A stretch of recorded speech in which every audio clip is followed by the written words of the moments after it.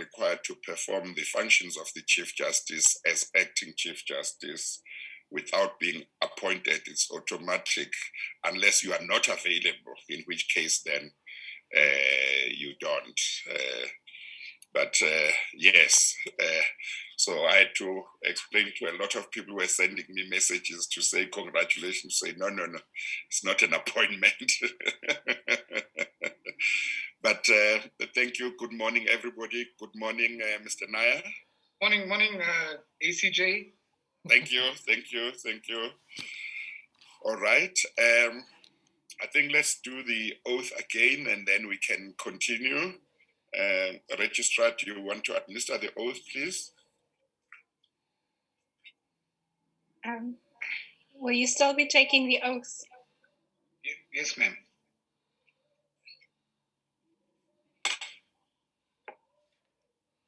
Please state your full names for the record. My full names are Desmond Nair. Do you have any objection to taking the prescribed oath? No, I don't. Do you consider the oath binding on your conscience? Yes, I do. Do you solemnly swear that the evidence you will give will be the truth, the whole truth, and nothing but the truth? If so, please raise your right hand and say, "So help me God." Help me God. Thank you. Thank you very much. Ms. Mlefe, do you want to continue from there? Thank you, Chair. Mr. Chair, if I may, perhaps just before we commence. Yes.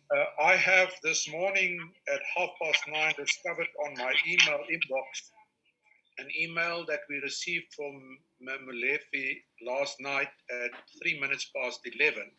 Yes. Adding to the existing bundle of documents that's in front of UST 23, three more statements, being two affidavits of Mr. Beju dated the 9th of April 2019 and the 16th of August 2019, and a further affidavit of Mr. Mchuetta dated the 16th of September 2019. Yes. I have not seen this until 9:30 this morning. I have quickly contacted Mr. Nair to just discuss this with him. We have previously been made possessed of it as a result of happenings in front of the Magistrates Commission. Yeah. So it is not novel or new, Yeah. but it raises certain issues. You would know from the evidence so far presented that there is some substantial factual disputes between the evidence of Mr. Beju, Mr. Leroux, and Magistrate Nair. We have not consulted on it. I have spoken to Mr. Nair. We are ready to proceed. We don't want to delay the process, but to the extent that it may occasion us the need to have the matter stood down to consider, Mr. Nair will indicate when that happens. Yes. There's also a matter of further substance that arises from that, and that is the possession of the Commission's the Commission's possession of these affidavits. We believe they form part of what was a disciplinary proceedings in front of the Magistrates Commission, and we're not sure how the Commission became possessed of it. It also triggers the issue of whether or not, if there are factual disputes, those should be dealt with by way of an application for cross-examination of these witnesses, like we've done with Mr. Leroux. But I don't want to derail these proceedings. I think we should proceed. We will consider our position, and to the extent that Mr. Nair is uncomfortable with dealing with these affidavits, he will indicate so, and then we may seek an adjournment for that purpose. But we are ready to proceed. Okay, so just to sum up, as I understand you, you are saying that there are these new documents that have been obtained by the Commission and have been furnished to you. You have not had a chance to consult with Mr. Nair about them, but he is aware of them. He may be asked on them. To the extent that he is comfortable, he can deal with them and give answers. To the extent that he might not be able, he will indicate, in which case there might be a need for an adjournment for you to consult with him. That is indeed our position. Thank you, Mr. Chair. Okay, all right. Ms. Molefe, do you want to say anything about that? Please, Chair. Chair, the three affidavits, two of the affidavits are Mr. Beju's statements that were referred to by Mr. Nair during our previous session. The third affidavit is a statement by Mr. Matendra, which is a statement made to you, Chair, in terms of Regulation 10.6. Matendra does not implicate Mr. Nair. All he does is he deals very briefly with how he understood the arrangement between Mr. Nair and Mr. Beju. Yeah. Where do I find them in here? What page are they? So the first statement, Chair, it starts at, if you go to page 302. And we are using BOSASA Band 5. Yes, Chair. And what page? 202. 302, Chair. 302. Yes. And they go all the way up until page 32. Okay, let's take them one by one. 302 to 3003. That's a statement of Mr. Beju. Yes, Chair. And then page 306 is the beginning of an affidavit by Mr. Matendra, and that goes up to that goes up to 324. And you said it's an affidavit that Mr. Matendra furnished to the Commission in compliance with a direction issued by me in terms of Regulation 10.6. Is that right? Yes, Chair. And Chair, you skipped the second affidavit of Mr. Beju that appears at page 304 to 305. Oh, I missed that.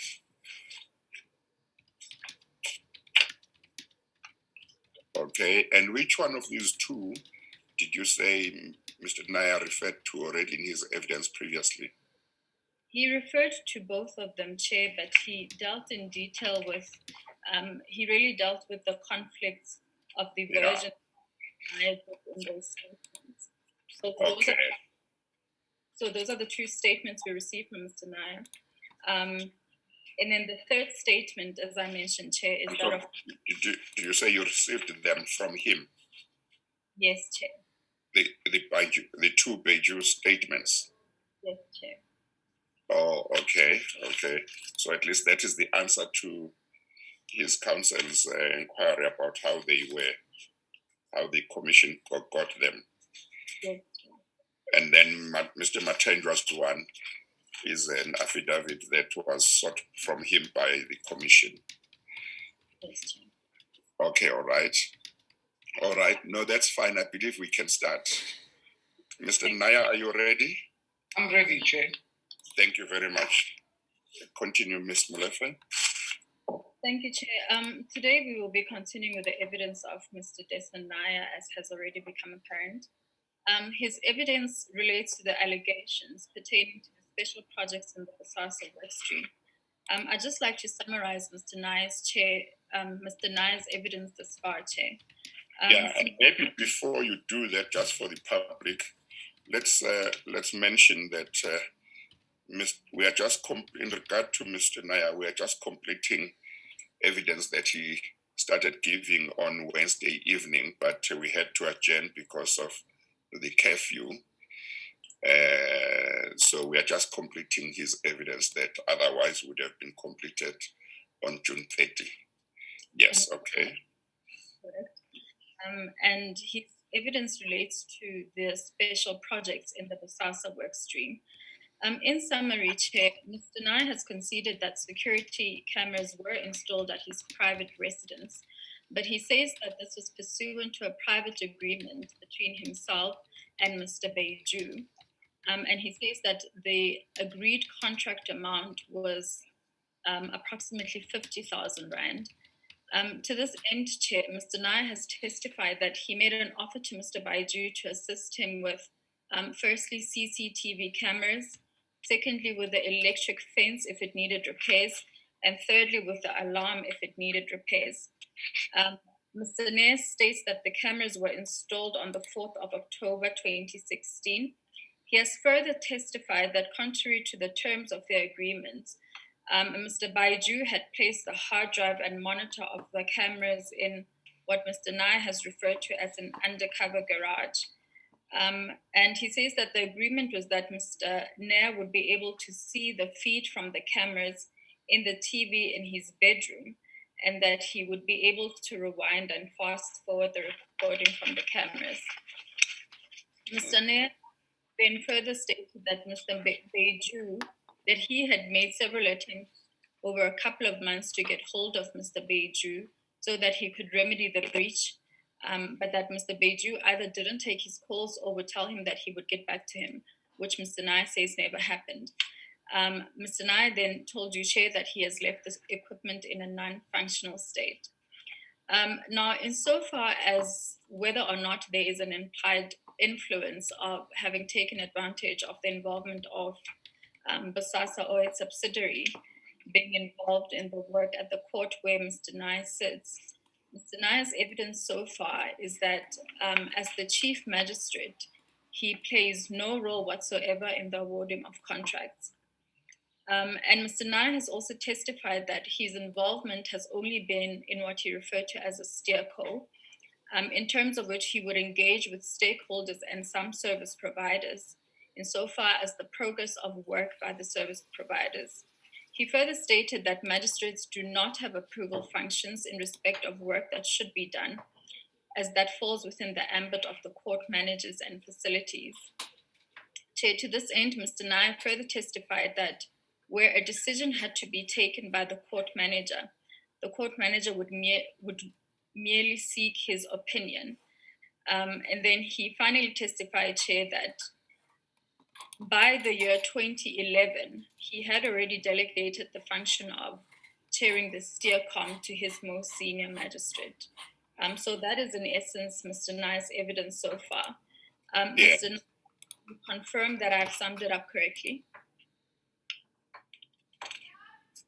Yes, ma'am. Yes, okay. Sounds about correct. If I may just add, in respect of the purchase, agreed purchase price of the equipment, I indicated that it was a maximum price of 50,000. In other words, you can go up to 50,000. And then in respect of the complaint about the shoddy, pathetic workmanship, apart from the fact that I not forward wind visuals on the TV in my room or anywhere else in the house, and I would have had to leave the house to the undercover garage to do so, which further put me at risk. This was contrary to the express terms of our agreement. There were no visuals on the TV at all. So if had there been visuals, that would have been one issue. There would have been visuals, but they would not have been recording and rewinding facilities. But in addition to my not being able to rewind, forward wind, and see what's going on in the preceding hour or 5 minutes or whenever, there were no visuals at all in my home from the installation of the camera. So it was just cameras put and the feed into the house did not display any visuals. And I said that in my evidence on Wednesday. Okay.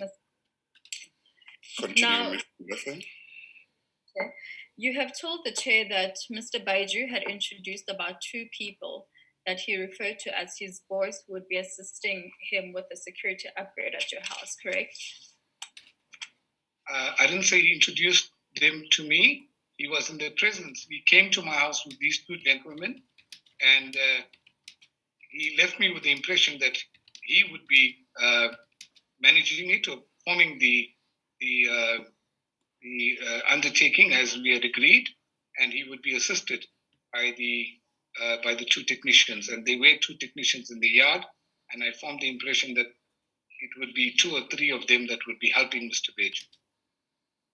I did not meet the gentlemen. They were in the vehicle outside. And do you know what their names were? No, I didn't meet them. I didn't talk to them. They just sat in my lounge for about an hour. He was in the presence of my wife and I. I saw the gentleman in the vehicle when he arrived, and I saw the gentleman in the vehicle when he exited the house. Okay. Now, can I refer you to page 252 of the bundle?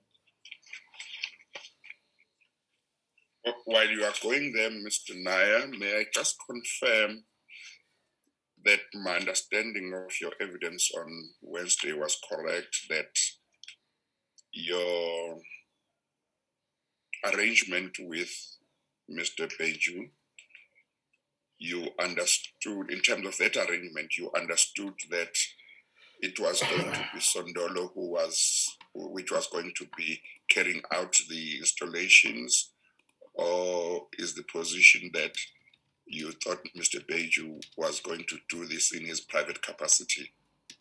The latter is correct, Chair. This was between Mr. Beju and I, and they were. Okay. Yes, it was not on the understanding that Sondolo would be doing it. I had nothing to do with it. Yes, but your coming into contact with Mr. Beju, was it as a result of work that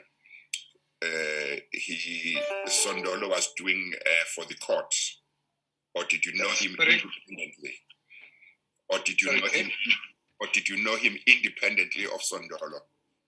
No. When the court burnt in 2010, Sondolo was the camera CCTV company that was at the court. I met him in 2010, and there were steercom meetings where the stakeholders would be present and a few of the service providers would be present. Mr. Beju would have been among the service providers in 1 or 2 of those meetings. Okay. Subsequent to that, over a period of, say, 6 to 7 years, from 2010 to 2016, I would see Mr. Beju because he was like as good as a child in my house. I mean, he was an employee of a service provider, like a cleaner is an employee of the service provider, the cleaning staff. And then I would see him from time to time, maybe 2, 3 times a year. He would come into my office just to greet me. Hello, Mr. Nair, how are you? How's things? Nothing to do with work that Sondolo did. If there was something that related to the work that Sondolo did at the expense of repetition, Mr. Beju's place and whoever his principals were, they would start on operational issues with the court manager and with the facilities. If there was a matter that was really necessary, or it was necessary for a matter to be brought to the attention of stakeholders, then it would be brought to a meeting and there would be consensus reached. At that point, I would perhaps see him. But my familiarity with him arose from the fact that he was frequently on the floor. I saw him often, and I got to know him personally. Yeah. Okay. Ms. Molefe? Thank you, Chair. Thank you, Mr. Nair. Can you please turn to page 252? Excuse me.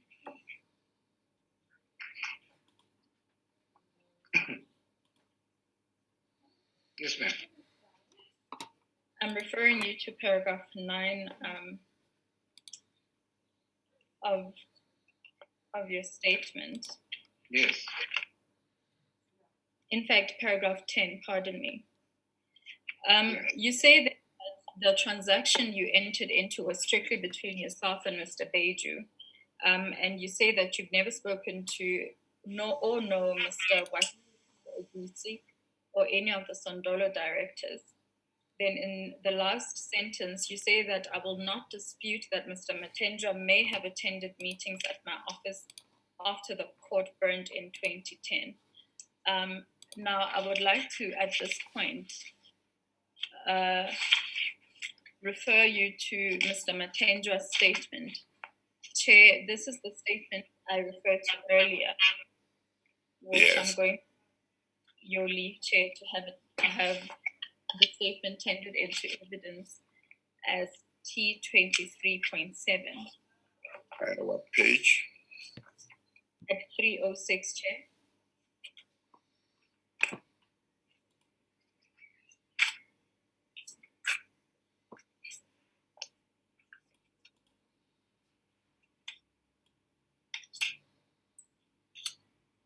Yes.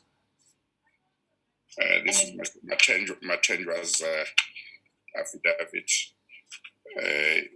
You are asking that it be admitted as an exhibit and marked as exhibit what? T23.7, please, Chair.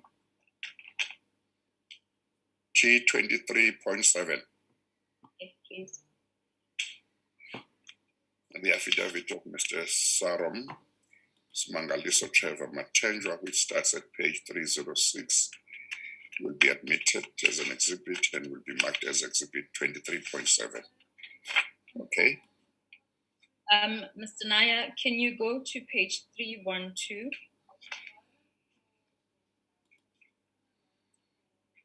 Listen, my pages are not numbered. If you can take me to the page of the statement itself is page 8 and what paragraph? Right, the statement itself is written there as page 7. Mm-hmm. And Yes. I'm taking you to paragraph 16 of that statement. Yes. Now, this is Mr. Matendra's version insofar as the installation at your house. Yes. And replying to the allegations of Mr. Leroux. He says Yes. there that all of the affidavits seek to implicate me in the installation of a security system during or about 2016 at the home of Mr. Desmond Nair, who was at the time the Chief Magistrate of Pretoria, in brackets he calls it the Nair installation. 16.2, he says the Nair installation was previously the subject matter of an inquiry conducted by the Magistrates Commission.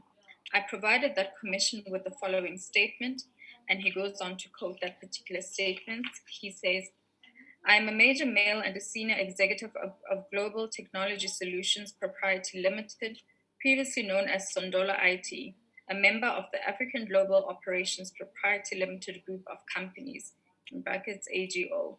I am informed that the Magistrates Commission is investigating allegations made by Mr. Richard Leroux in an affidavit deposed to during the course of the Judicial Commission of Inquiry into State Capture, Corruption, and Fraud in the Public Sector, including organs of state. I do not have direct knowledge of the allegations. Then says, GTS held a contract for the maintenance of security at the Magistrates Court in Pretoria. Overleaf, he then continues and says, I attended meetings with officials in the Department of Justice, including from time to time the Chief Magistrate of Pretoria, Mr. Dennis Nair, to discuss operational matters pertaining to the agreement under which GTS has been contracted by the Department of Justice. In passing, and at one such meeting, the precise date of which I cannot recall, one of the GTS managers, Mr. Beju, brought to my attention that the Chief Magistrate had concerns for his safety and was unhappy with the performance of the security system then installed at his private home. Upon the request of Mr. Beju, I agreed to an evaluation of the existing security system by GTS.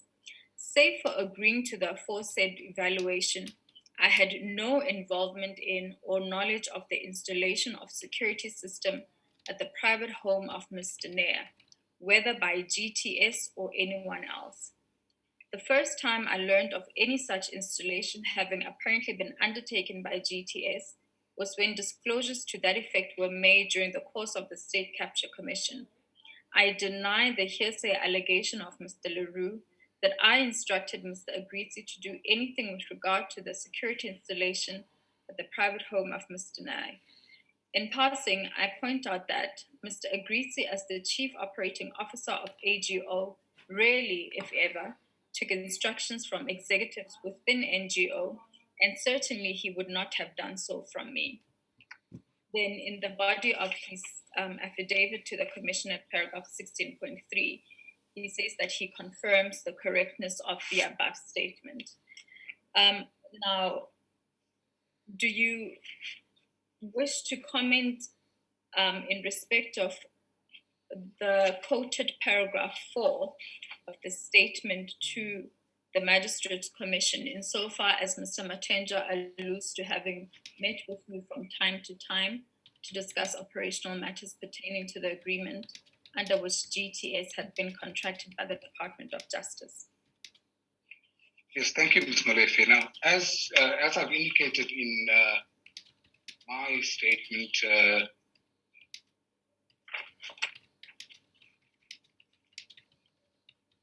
at paragraph 10, yes, the last sentence, I will not dispute that Mr. Matenjwa may have attended meetings at my office after the court burned in 2010. So you will recall, Chair, I did indicate to you that after the fire, it became my responsibility to show judicial leadership. You know, when a court burns, Chair, not only is it a disaster, it requires leadership to get that court to run again. And up until today, the Pretoria court has not been refurbished or renovated. I met with stakeholders, and I also met with service providers in huge meetings, initially for the first month or so at the police station on the high up in one of the floors. There would be between 30 and 40 people in those meetings. And the persons who would significantly contribute to the discussion would be my stakeholders, being the prosecutors, the administration staff and their management, and the interpreters. Of course, the court orderlies and the police as well.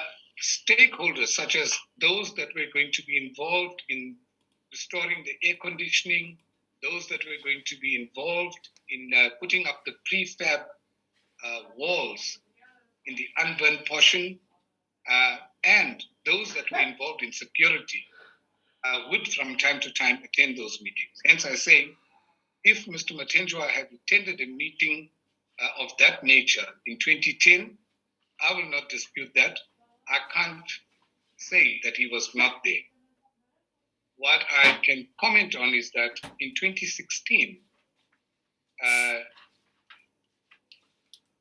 I cannot recall meetings with Mr. Matenjwa 6 years down the line to discuss operational matters. Chair, as I indicated in my earlier evidence, I handed over this responsibility to the most senior magistrate after about a year. I took the responsibility as head of the private law section for a while, maybe 2 or 3 years. My office was upgraded from chief magistrate to cluster head around 2014. And that takes me to a level of policy issue. So from a governance point of view, you function as a chairman of the board, if I can draw that parallel. You've got nothing to do with the work of the executives, who are the senior magistrates and operational individuals. So it became even more rare for me to meet service providers for operational issues.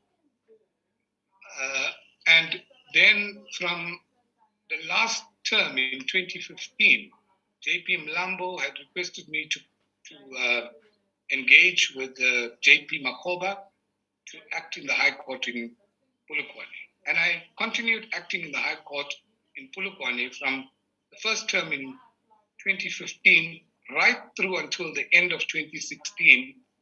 And thereafter in 17 and 18, I remained for 80% of the time in the High Court. In other words, for those 3 years and 1 quarter, I must have spent 70 to 80% of the time acting. So I did not have anything to do in 2016 with operational issues that would have involved Mr. Mathenjwa. And my discussions with Mr. Beju with regard to the installation at my home, because I knew him so well, and because I offered him the work, and he accepted the offer, it had nothing to do with anybody else. And I was alive to the fact that Mr. Beju was an employee of a service provider. I could have no dealings with his principals or the directors of the company. Indeed, Chair, I didn't know who they were. The department would change or would award contracts on a yearly or every 2 years to different service providers for different functions. If we had cleaning staff for 1 year, the contract would change without me knowing. I'd find new cleaning staff or new security people at the court, and I would be introduced to the floor manager and perhaps sometimes one of the members of that service provider company. Obviously, the person has been awarded some kind of work in the court. You will come and meet the head of office. I'm the father figure of that office. No different if there were such contracts awarded at a hospital, and you would go and meet the superintendent general or the most senior surgeon. So this meeting that Mr. Mathenjwa refers to, or the meetings that he attended with officials of the department, including from time to time the Chief Magistrate of Pretoria, Mr. Dennis Nair, that alone will tell you, my name is not Dennis. He simply didn't know me well enough to know my correct name when he deposed to this affidavit. And that's these meetings that he refers to, I'm unaware of, and they did not happen. Yeah, okay. Ms. Molefe? Then at the quoted paragraph 6 of Mr. Mathenjwa's statement, he says that in request by Mr. Beju, Mr. Mathenjwa, agreed to an evaluation of the existing security system by GTS. Do you have any knowledge about any discussion between Mr. Mathenjwa and Mr. Nair insofar as the evaluation itself? You mean Mr. Beju? Mr. Beju, pardon me, thank you. Is that paragraph 6, Ms. Molefe? Quoted paragraph 6. Yeah. Well, I was not aware.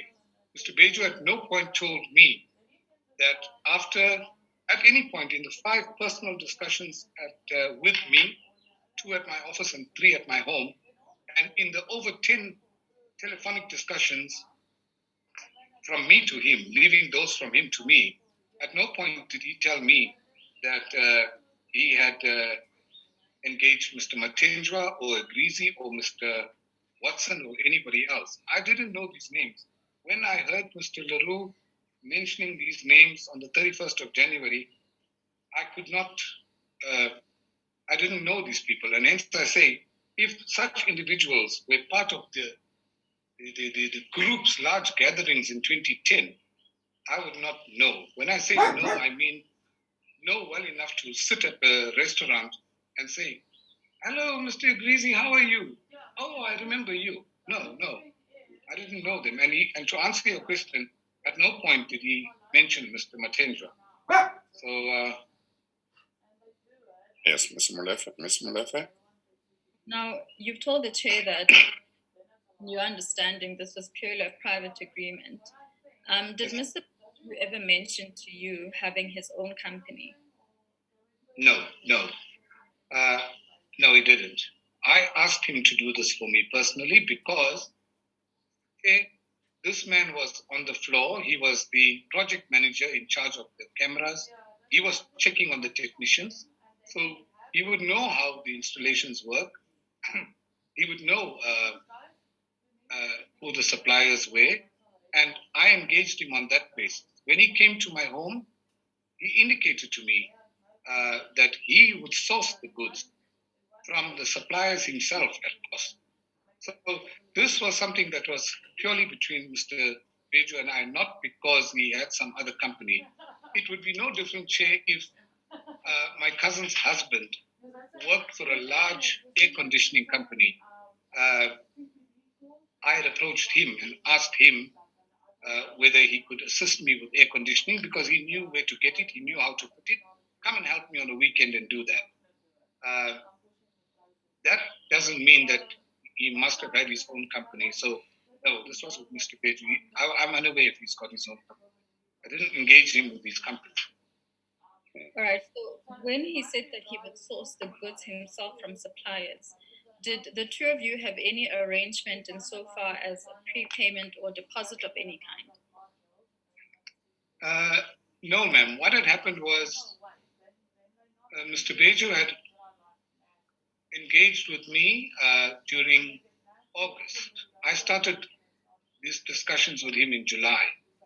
He came to my home in August, and when he left my home, the understanding was that Mr. Beju was still sourcing the equipment, and he was doing, let me say, his homework.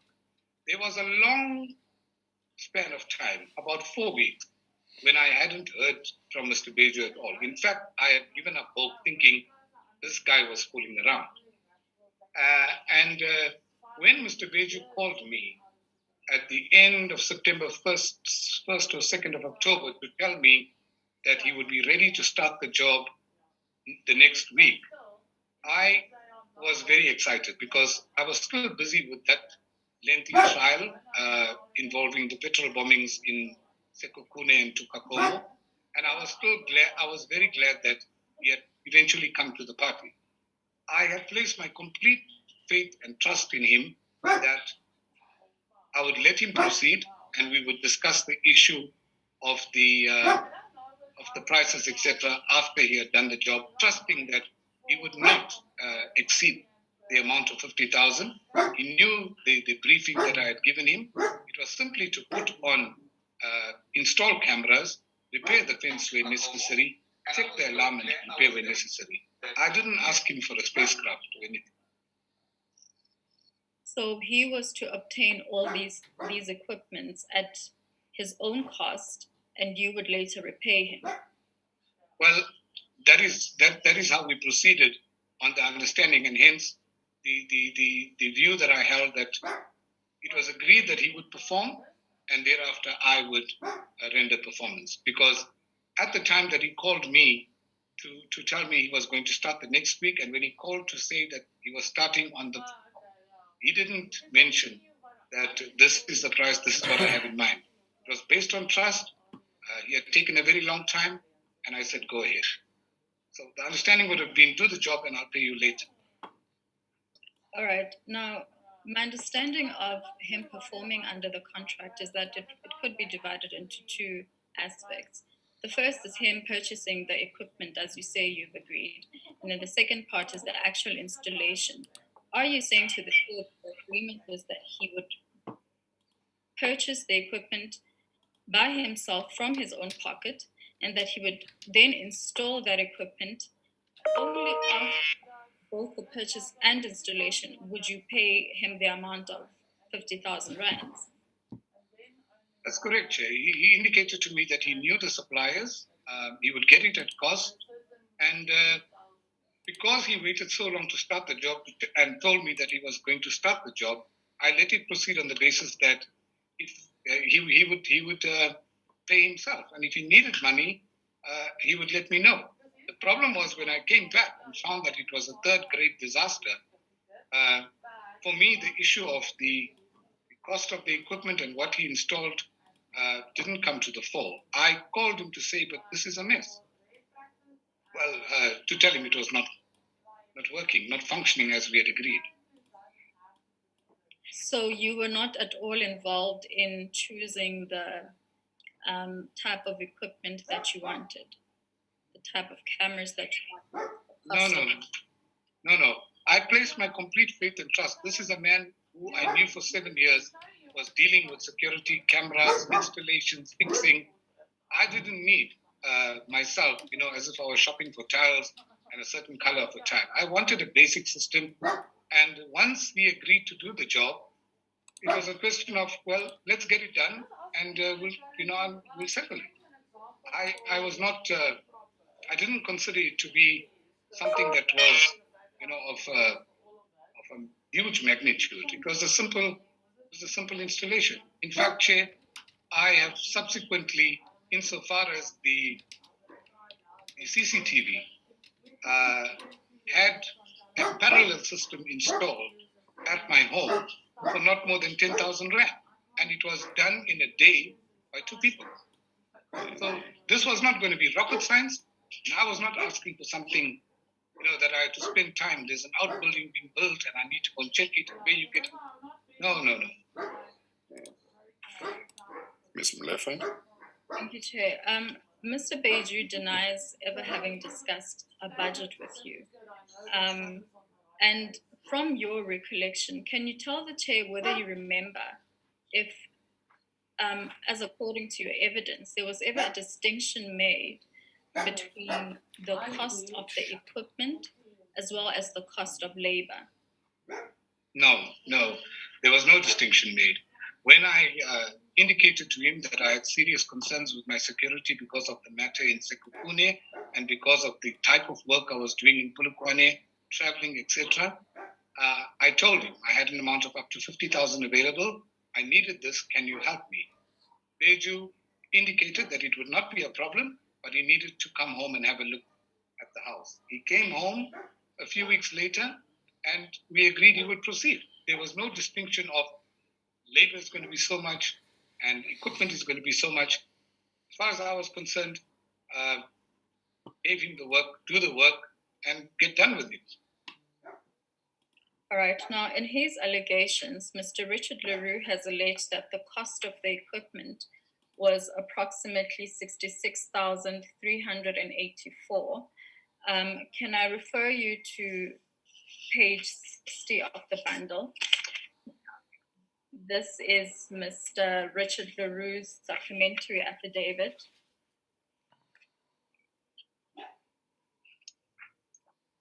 In particular, I'm taking you to paragraph 103.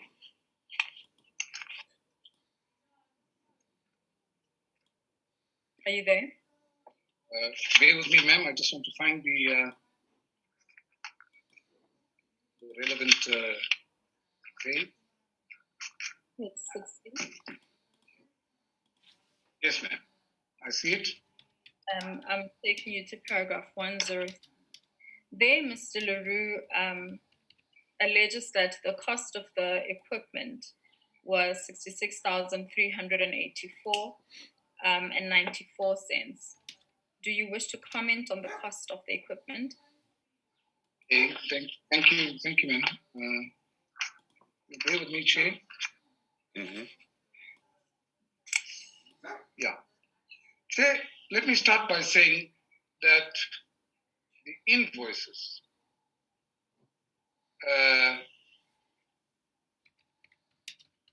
do not reflect the correct totals and differ from the value of the equipment as testified to by Mr. Leroux.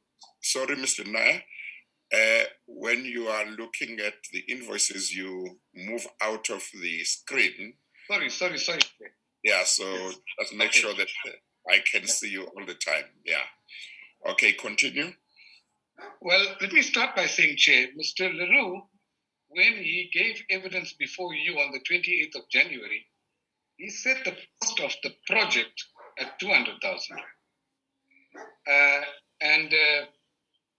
When he testified, or when he deposed to his statement in June 2020, he adjusted the cost to be 252,864. Now, when Mr. Leroux testified, the impression I got, hence the shock of my life, because there was no agreement with Mr. Beju to exceed 50,000, that it was about 200,000.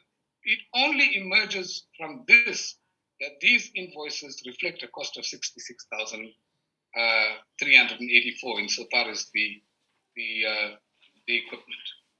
And in respect of these invoices, Chair, if I can take you to the actual invoices themselves,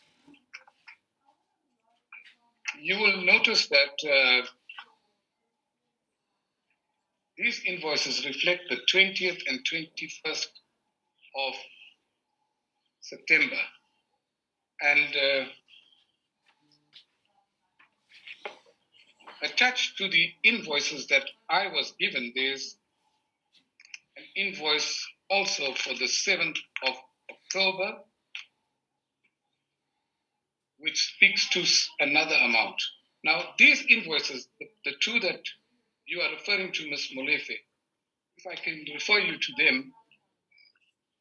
Sorry, Mr. Nair, before you proceed, Chair, the particular invoices appear at page 155, all the way to page 157. Thank you. Please proceed, Mr. Nair.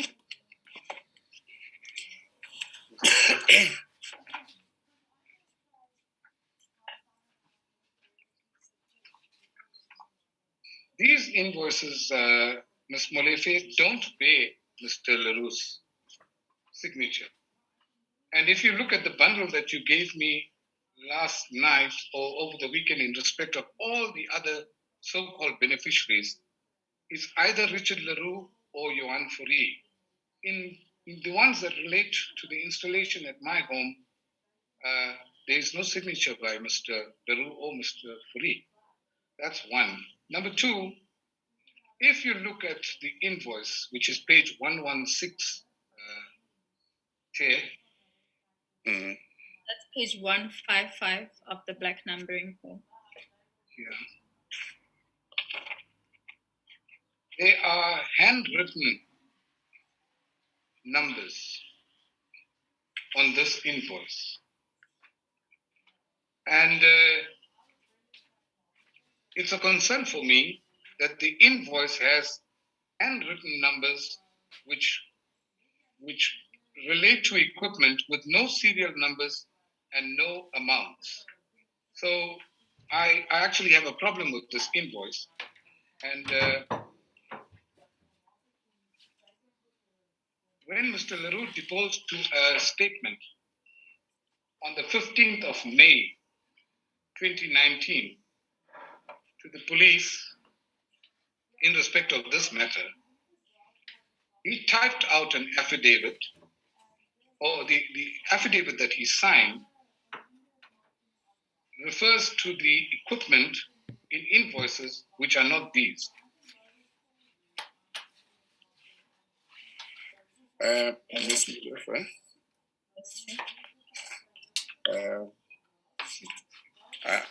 I don't know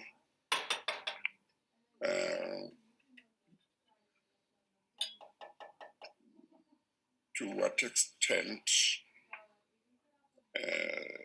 the disputes about what the equipment or the installations may have cost,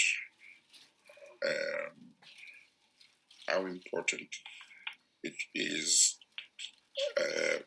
but you can ask questions on it if there is something that you would like to highlight. Yes, Chair. I'd like to deal with the amount of the particular benefit as has been alleged. And that's the reason I'm taking Mr. Nair through these amounts. And as the Chair might have heard, Mr. Nair has just referred to an amount of 252,000. And Yes. I would like him to comment on the additional costs in addition to the equipment, also pursuant to dealing with a particular benefit, amount of benefit as has been alleged. Yeah, okay. How much time would you think you need to reach completion? Well, I'll be dealing with those costs. Then I'll be dealing with one last aspect. So I think I can be done in half an hour. I'll give you 15 minutes. Try and do it within 15 minutes. I'll try to. Okay. All right. Mr. Nair, my particular question to you was your comment in respect of the cost of the equipment. Are you disputing the approximate value of the equipment? Or what exactly is your particular dispute in respect of the amount of the equipment? Well, if the invoices relate to equipment at my home and I can discern that, then it would be much easier for me. The equipment on these two pages, on these two invoices, the 20th and the 21st, I can't discern to what extent and where it ties up with the equipment at my home. And I'm particularly concerned because Mr. Leroux, and I wish, Chair, with your leave, to present to you and to tender into evidence a statement made by Mr. Leroux where he refers to the invoices, and in particular invoice 2475 and invoice 2472614, and there is no reference whatsoever to the serial numbers that are handwritten on the invoices that you have before you, Chair. And I can only assume that that was written in there after the photographs were taken of the equipment at my home. It may be Ms. Molefe to the issue of the invoices and whether they relate to the equipment that was used at Mr. Nair's home could be dealt with by way of written questions that you can send to him, and he can do an affidavit to respond, and he will get a chance to check and see whether the invoices do relate to the equipment used at his home. Would that be fine? Thank you, Chair. But may I just ask one more question about the cost? Yeah. Now, in your opinion, what would have been the cost of the equipment, excluding additional costs such as labor? Ms. Molefe, as I indicated to you, I had a parallel system installed for under 10,000 Rand. I can't estimate the cost of the equipment that's here because I can tell you the electric fence was not replaced. It doesn't appear to be. There are cameras that are installed and it appears as if the keypad was changed. This figure of 252,000, you will realize, Mr. Molefe, in Mr. Leroux's 8th affidavit regarding this matter. I'm in possession, Chair, of 8 statements by Mr. Leroux in respect of this matter, each one amending and changing the previous. For the first time in the statement that is contained in your bundle, the August 2020 statement there, Mr. Leroux puts the labor at something like 167,000 Rand, and he attributes it to 14 days work with 7 technicians. Chair, this job didn't take more than 3.5 days. I know that because after the first 2 days I was here, I never saw Mr. Leroux at my home. In fact, it's my view that Mr. Leroux was not here at all during the installation. In addition to that,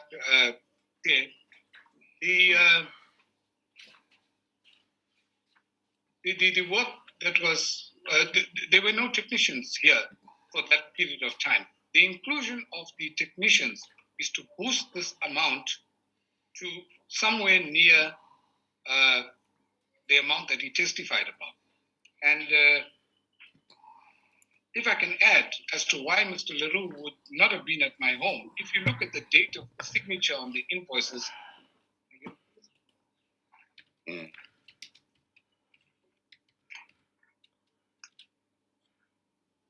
Chair, you will note that these invoices, the 27th of September, as the date on which the equipment was collected.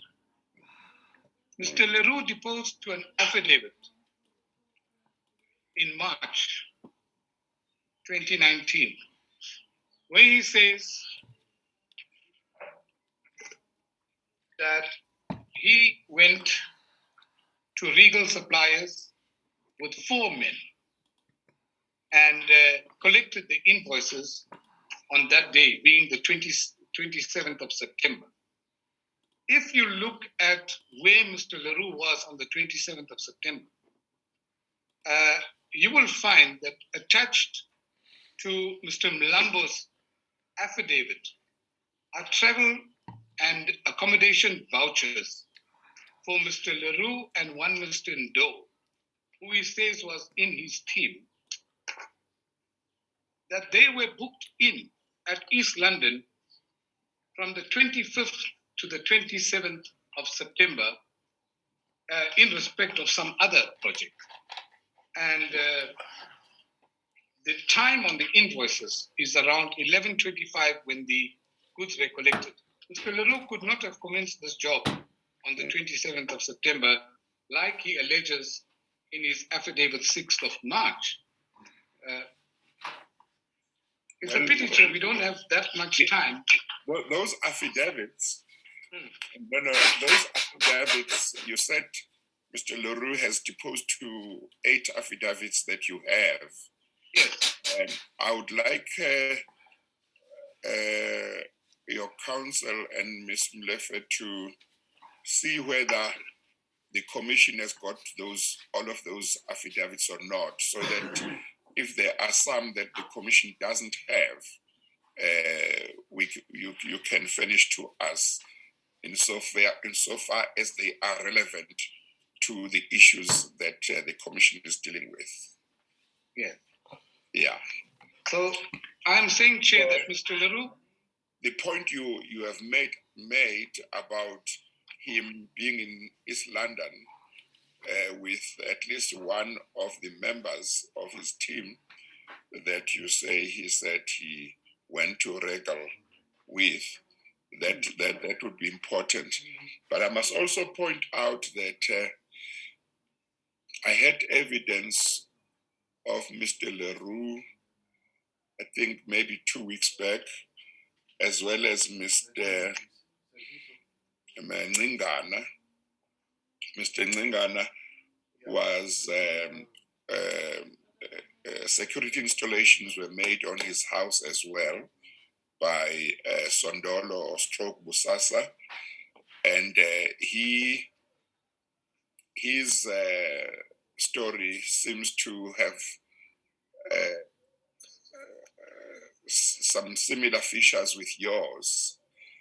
He said the installations were definitely done by BOSASA or Sondolo. That's accepted.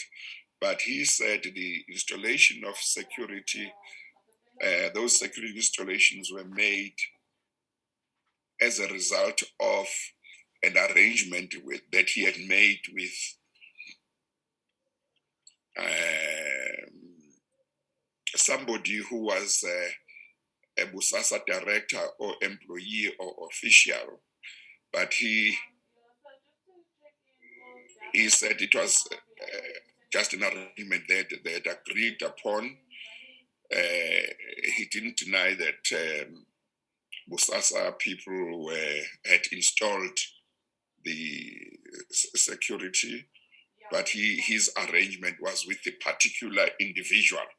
He didn't know that BOSASA or Sondolo would be used. In regard to that matter, Mr. Richards or BOSASA's story or version said was to the effect that those installation, the job took about 20 days. And in that case, Mr. Kingana also said, if I recall correctly, the arrangement he had with the particular official of BOSASA or Sondolo was that the installations should not go beyond either 40 or 50,000 rand, but the invoices that were put up also, I think, reached 200,000 rand and so on. So I'm just mentioning that.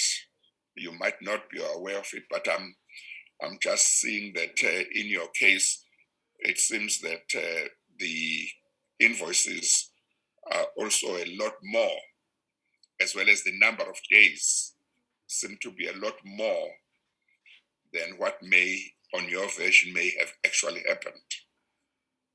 You're absolutely correct, Chair. Absolutely correct. I was gone to Durban for 2 days. When I came back, this job was practically done. Yeah. So Okay, all right. this 14 days and 7 men is nonsense. Mm. With respect, with respect. Smulefe? Thank you, Chair. You've told the Chair that you did not return the equipment. Is that correct? Yes, I left the equipment as it was, in the condition that it was, with the understanding that Mr. Beju would come back and rectify and remedy the defects, which he did not do. And to quote you, you said that you left the equipment in a non-functional state. That's correct. Did Mr. Beju or anyone ever seek any kind of payment from you? Not at all. Not at all. Well, I didn't know anyone else, but Mr. Beju, in the time that I know him, in the discussions before the installation, during the installation, and after the installation, and I've already told you how many times it was, Chair, to the exclusion of anyone else, he showed a lot of, he was a respectful guy. He wouldn't dare. Chair. All right, and had you ever considered making some sort of reduced payment to Mr. Beju? No, why would I, Ms. Molefe? In all fairness, if you understand the exceptional non-adem treaty contractors, where a party has, it is agreed that a party would deliver and perform their part, I don't have to perform my part unless he has fulfilled his obligation. That's reciprocal obligations. Where there's a small, minor issue with the performance, obviously, the other party would be expected to pay. This installation was a botched third-grade installation which did not benefit me in any way, and what's more, further compromised my personal safety, because from those small screens that Mr. Beju left on the device in the undercover garage, it it indicated areas in the house that were inside the residence. And it was accessible through the garage door. There are 3 entrances, the tenant flat, the main automated garage door, and the side door.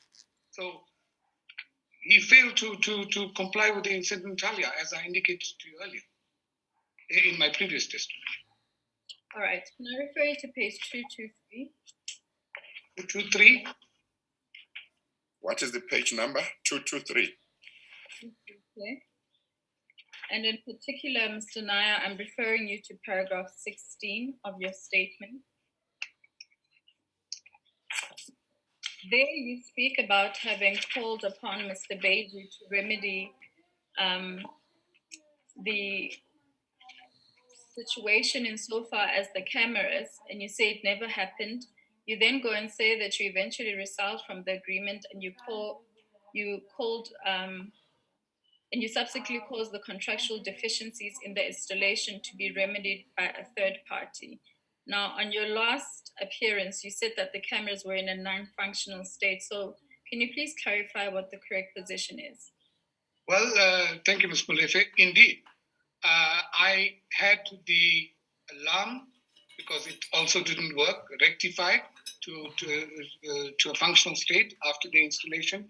I also had the electric fence rectified.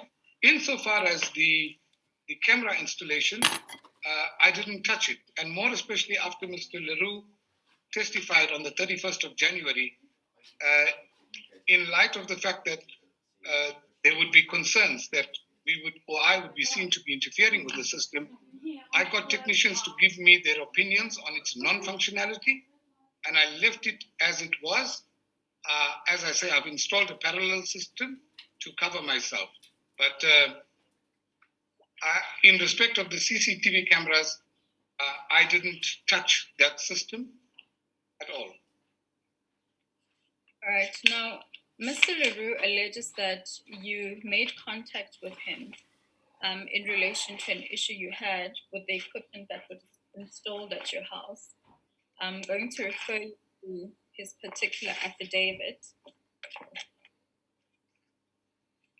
So if you go to page 61 of Exhibit T21, being Mr. Leroux's statement, he says that in respect of, are you there, Mr. Nair? I'm here, sorry, ma'am. What paginated page, Ms. Molefe? 61, Chair. 61. Yes.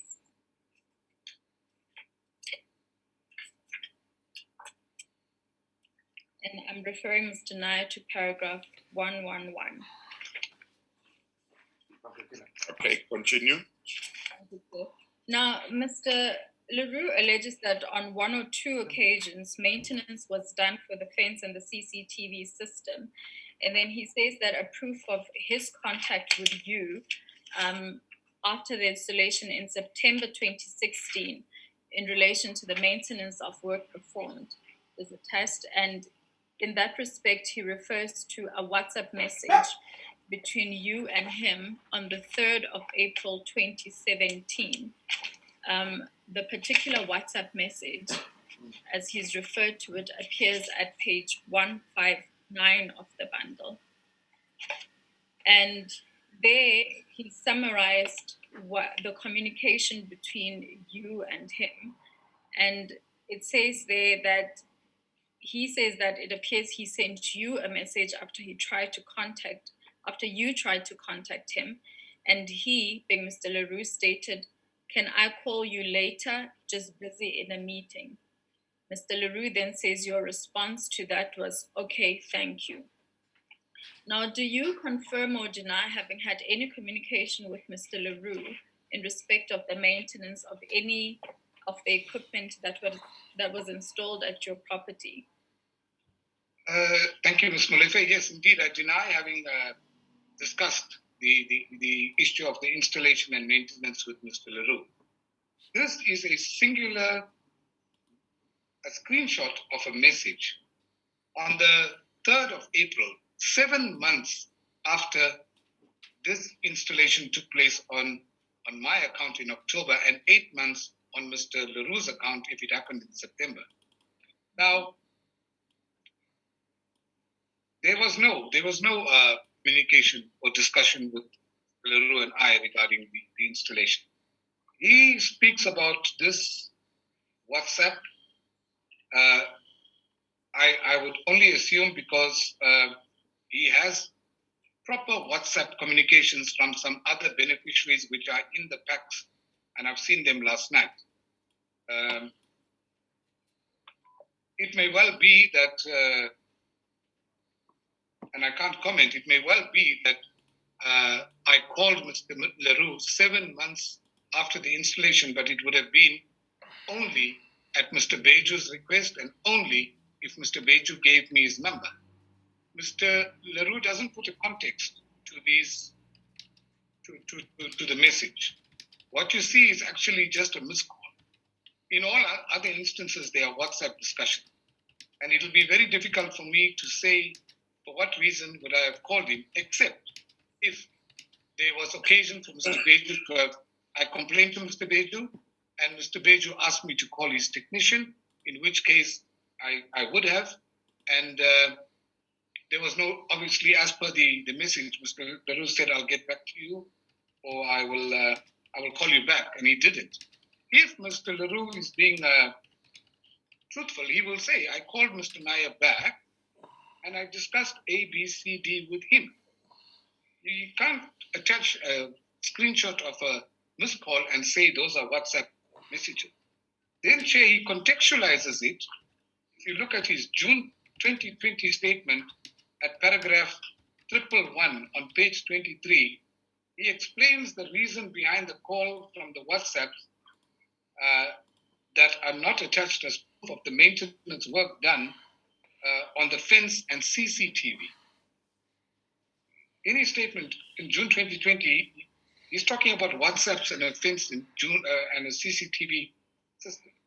In his August statement, he contextualizes this single screenshot with reference to moving of the camera to the television, which confirms that he knew there was a problem with the camera and the television, but he didn't hear it from me, and I would not have brought it to his attention 7 months later.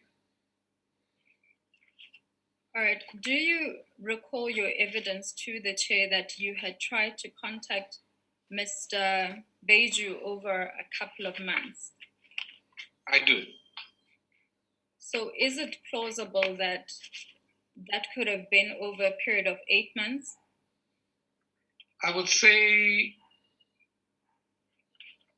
yes, about 6-7 months, in respect of the CCTV problem and the installation of the camera equipment and the lack of visuals. All right. Now,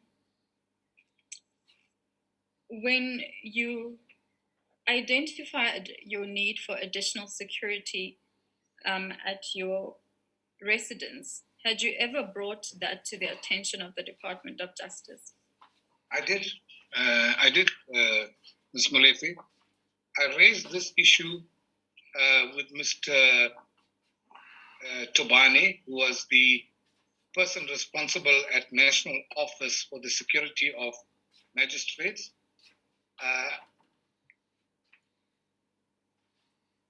Around June 2016, and I raised this issue of my residential security being a concern to me with the then regional head of the department.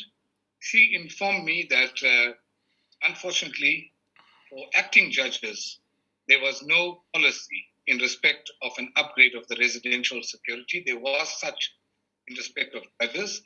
And because there was no policy, if I needed to proceed with it, I would have to submit a motivation which would go to her, and from her then to national, from national to treasury and whatever. So she couldn't assist me.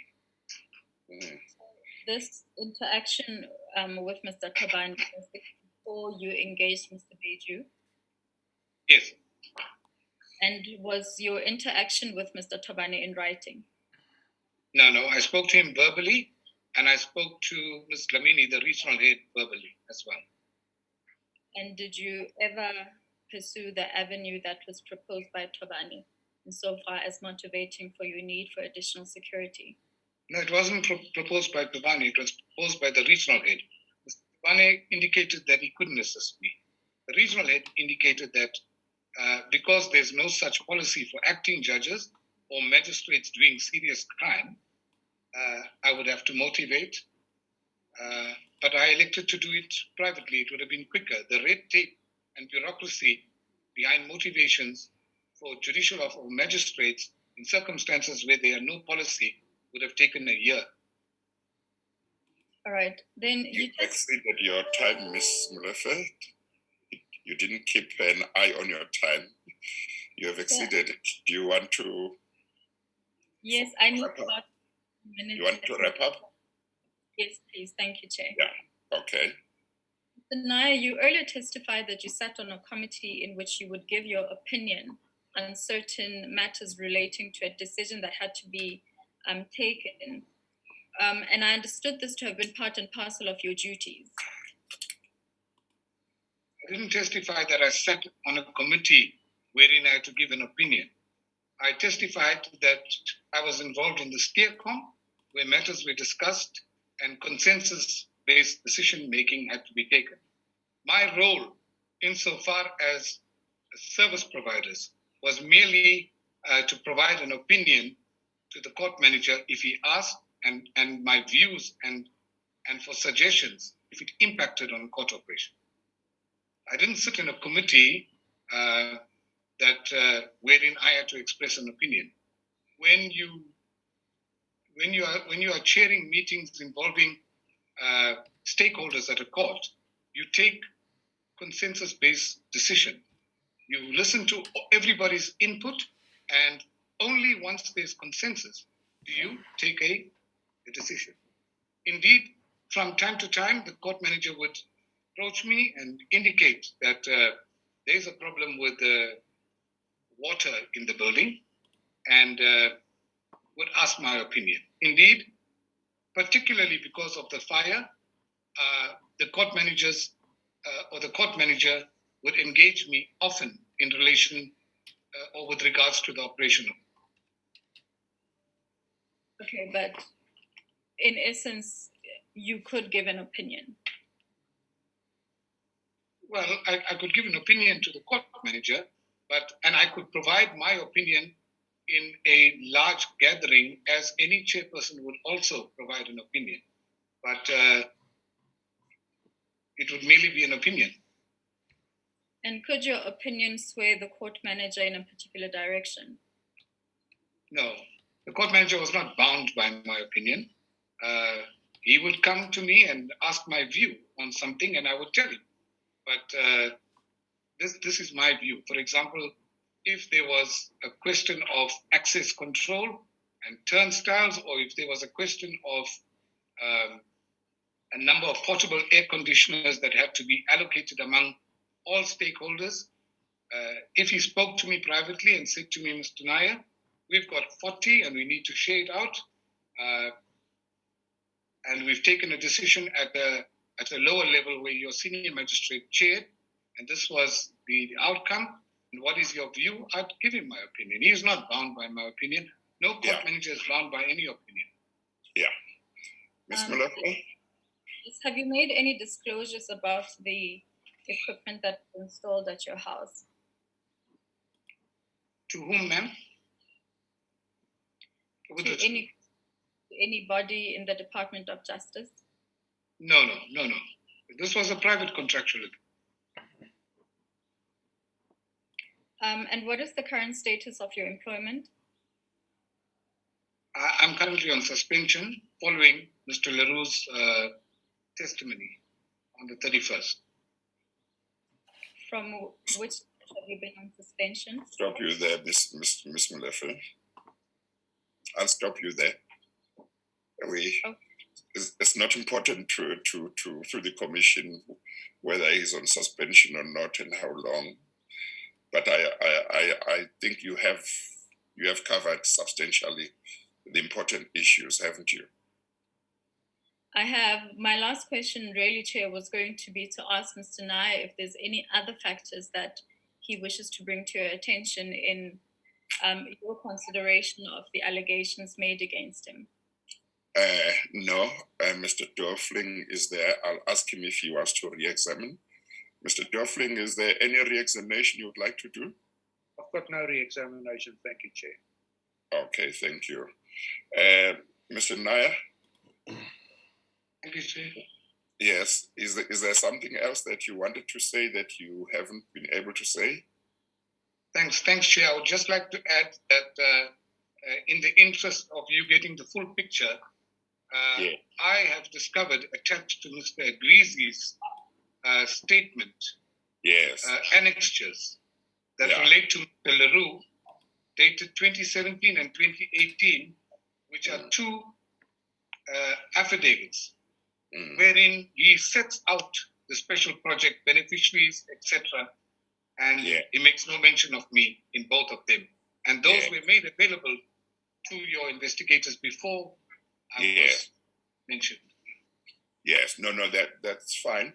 Maybe just to make sure that when your matter is looked into, that aspect is not lost sight of. Maybe you could just do a short affidavit where you draw my attention to that. You put annexures, those affidavit or whatever documents, and make the point that you have just made, and then send it to the commission through your lawyers, and Ms. Mchuetta would become aware of it, and then we'll make sure that it's in the file relating to your matter. Thank you, Chair. Mr. Chair, if I may, if I may, I think on that score, Mr. Nair has already discussed that in an affidavit, and perhaps we should just again focus the Commission's attention on that affidavit and deal with it. Yes. I think it's already there, we just need to focus on that. No, if it is already there, that's fine. No, thank you very much, Mr. Dorfling. Thank you very much, Mr. Nair.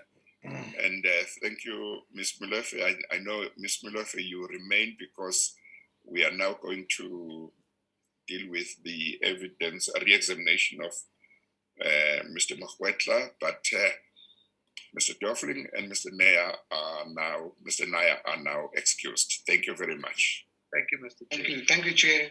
Thank you. Thank you. I'm going to adjourn for about 10 minutes or so to enable Mr. Makwetla and his counsel to come in, and then I'll return, and then we continue. We adjourn.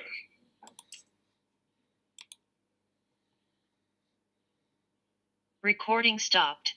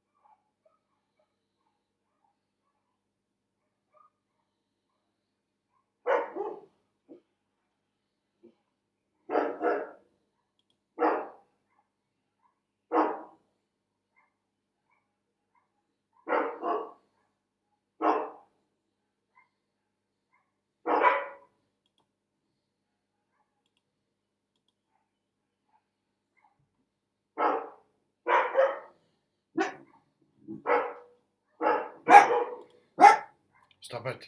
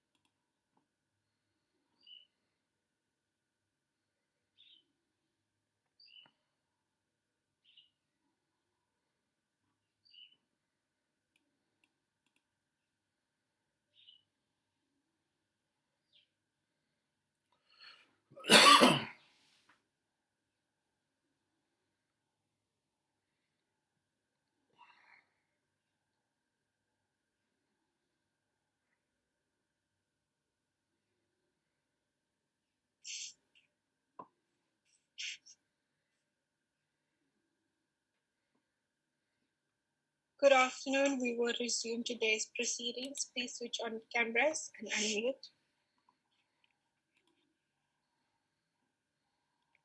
Recording in progress.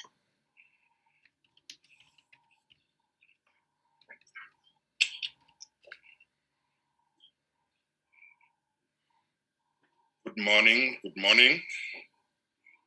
Good morning, Chair. Good morning, everyone. Yes, thank you. Thank you.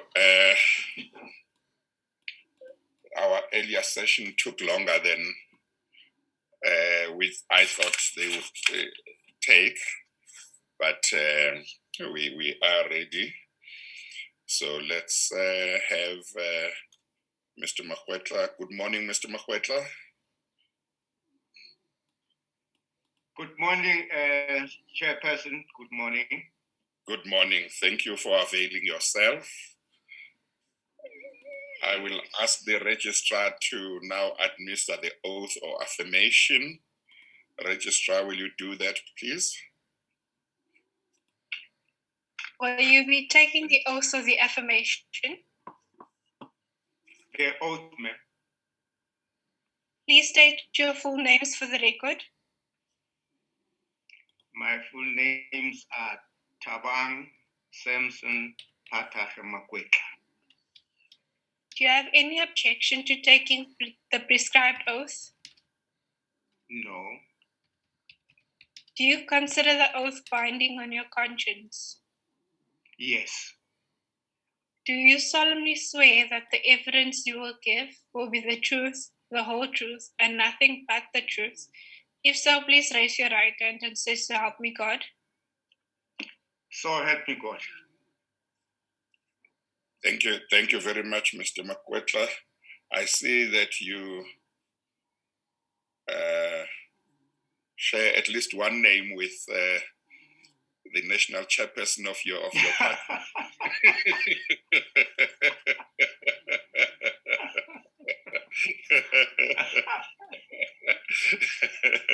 Okay. No, I just noted because obviously he has also appeared before me to give evidence, and he has given his full names. Indeed, Chairperson, indeed. Yeah, you see, when people have to testify, that's when you get to know all their names. Okay, all right. I will let your counsel then ask you questions in re-examination. Just for the benefit of the public, I mentioned that Mr. Makwetla did previously give evidence before the commission and was questioned by the evidence leader of the commission, but what was left was his re-examination by his counsel. He was due to be re-examined on Thursday evening last week, but we could not get to him because of the early curfew that had to be respected, and that's why he is back today just for that re-examination, which his counsel said might take, if I recall correctly, about 20 or so minutes, or is it 30 minutes? 30 minutes, Chair. 30 minutes, okay, all right. Okay, thank you. You might just want to place yourself on record first again before you proceed. Thank you. My name is Teboho Musikidi on behalf of Mr. Thabang Makwetla. Yes. Yeah, we plan on at least revisiting 3 topics, first topic, we want to deal with the work that was done at Mr. Makwetla's house. Secondly, we want to deal with the parliamentary report. And lastly, Mr. Mchuetta would like to discuss, at least with the Commission, the relationship he shared briefly with the late Mr. Gavin Watson. Yes, that's fine. But as you put questions to him, just do remember that in terms of the regulations of the Commission, the purpose of re-examination is to clarify issues that might need clarification. So I mentioned that just to say there should not be a revisiting of any issue unless there is something to be clarified. Yes, Chair. I thank you, Chair, for that. Chair, so the last two topics should take less than 5 minutes. Okay. What we intend on focusing on, Chairperson, is the work done at Mr. Makwetla. Yes. Then, Chair, we will be dealing with the evidence of Mr. Leroux directly. What Mr. Makwetla's complained of is that as much as when he was given chance to at least to lead his evidence, he was not afforded an opportunity to deal with, at least to comment on Mr. Leroux's allegations, both in his statements and in his testimony. So we just want to deal with that, Chairperson. No, that's fine. That's fine. I said that. And more so that, remember, Chairperson, at the end of the day, Mr. Leroux is the only person who at least implicates Mr. Makwetla to this state capture, Chair. No, that's fine. That's fine, yeah. Yes, Chair, let's get on to it, Chairperson. We'll start with dealing with a statement by Mr. Leroux, which is T3, which the statement also from the invitation to Mr. Mchuetta to come to the Commission. And the reference is RLR, and we're dealing with at page 009 to 010, wherein he deals with Mr. Mchuetta in 3 paragraphs, Chairperson. At paragraph 47 to 50, that's where Mr. Leroux refers to Mr. Mchuetta. Just 1 second. Yes. The bundle we are using is BOSASA bundle 3. Is that correct? Yes. That's the bundle in front of me. It's paginated. What is the paginated number? That should say BOSASA -03 something. The black numbers on the top left corner of each page. Yes, Chair, we have that, but right now, Chair, we're dealing with there's 3 bundles that were given to us. Yes, the one where you are starting with. That's the one I'm looking for. The one I'm starting with, it's T3. What the Chairperson is looking at is Exhibit T31. We're looking at T3. Ms. Molefe, are you able to assist me? I don't. Yes, Chair. It's at page 33 of the bundle. Of bundle 3. Yes, and in particular, my learned colleague is referring you to paragraph 47 all the way to 49. Okay.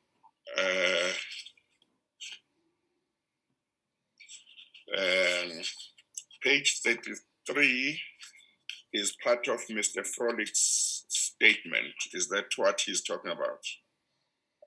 No. So the bundle number BOSASA 05. The page. Yeah, no, that's a different one. I've got bundle 03. BOSASA bundle 03. That's the bundle that was placed before me.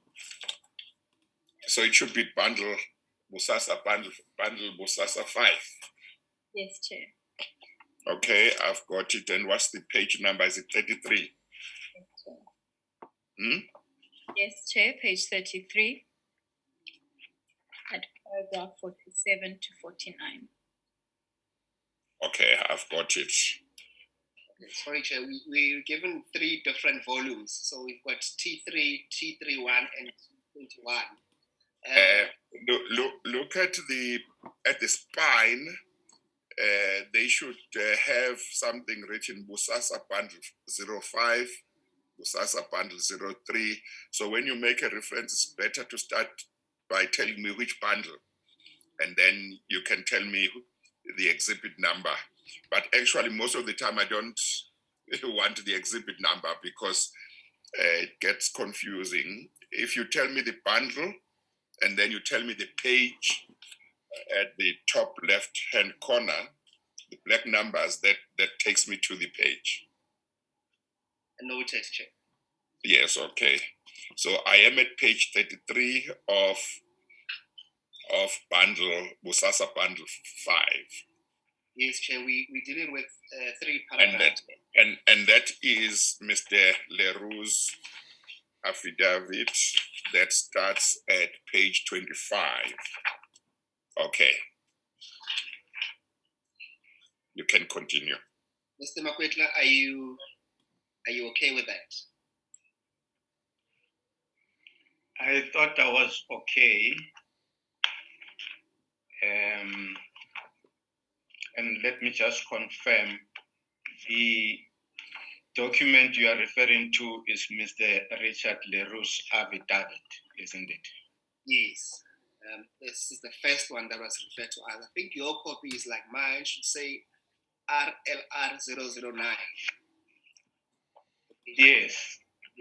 And on page 9, paragraph 47 to 49, you're saying?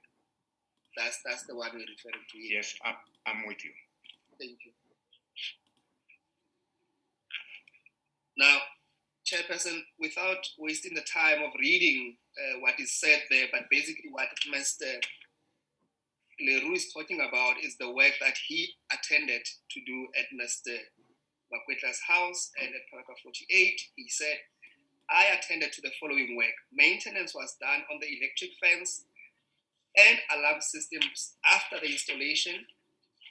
And then on the next page, he says, full electric fence, alarm system new, IP, CCTV camera system, Cat 6 server, off-site monitoring capabilities. And then on paragraph 49, he says, all of that to a total value of approximately 350,000.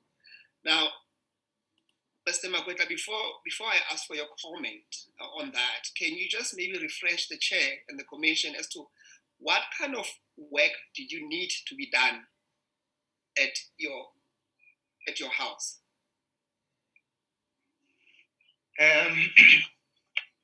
The work that I asked for to be done at my house were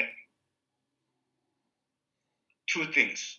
First, it was the installation of the electric fence. And secondly, it was the repairs to the alarm system, which got damaged when renovations were done.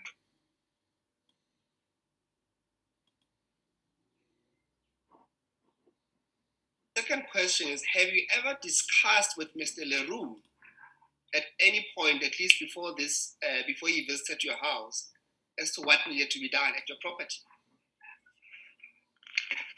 No, I have not had any discussions with Mr. Leroux regarding this job. The person that I spoke to is Mr. Gavin Watson. Mr. Leroux, my understanding was that he was not who executed the job, but he was the leader of the team of 3 people that he was that was in charge of the job. So I only met him on, I think, 2 occasions, and very briefly as they were working on site.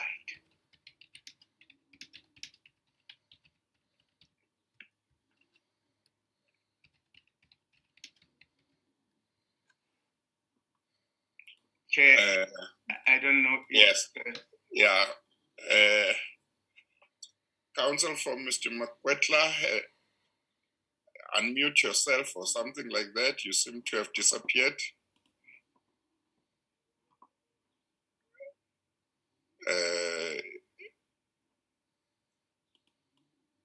I think he can't hear us. Let's wait and see whether he comes aboard. There is something that says connecting.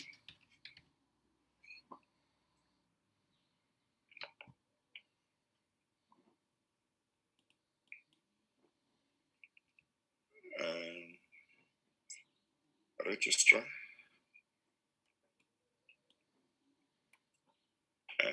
Maybe Chair. Oh, there he comes back. Okay. Oh, then he disappears. Okay. Are you back? Apologies for that, Chair. As it were, technology just let me down. I just collapsed and disappeared, Chair. I apologize. Okay. But you did hear Mr. Makwetla's response. Indeed, so Chairperson. Yes, to what he had actually needed to say. And I think he did refer that he wanted an electric fence and a repair to his alarm system, which was damaged due to some renovations that were happening at his property, Chair. Yes, I think he said he met Mr. Leroux once or twice while they were doing work in his house. But the person that he used to deal with was Mr. Watson in regard to the matter. Okay, you can continue.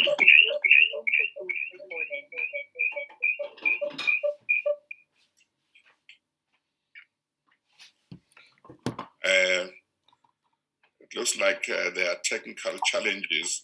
Can everyone hear me? Yes, Chair. Yes, Chair. Oh, okay. Let's continue.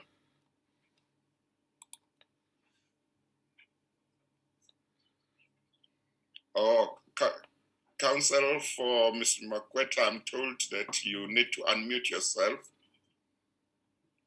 Can I be heard, Chair? Now we can hear you, yeah. Thank you so much. Apologies for that, Chair. Okay, all right. Let's continue. Yes.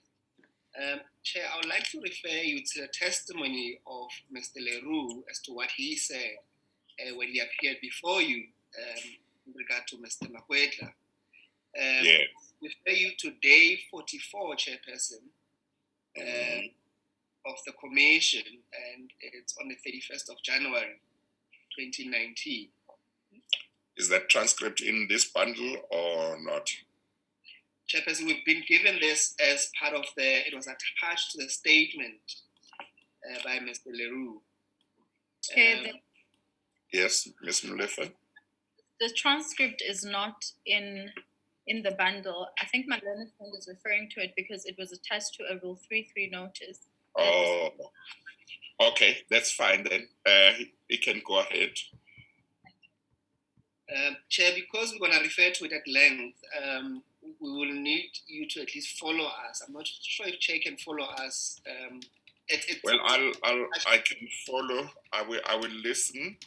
Okay. I will see if it becomes necessary that I get a copy, but I think you can proceed. Thank you, Chair.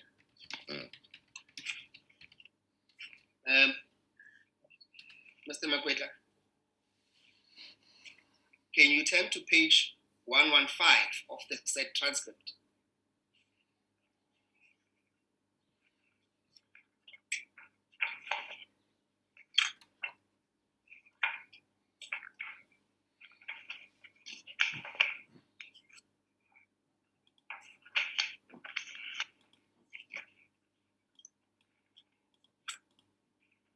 Yes, I'm there.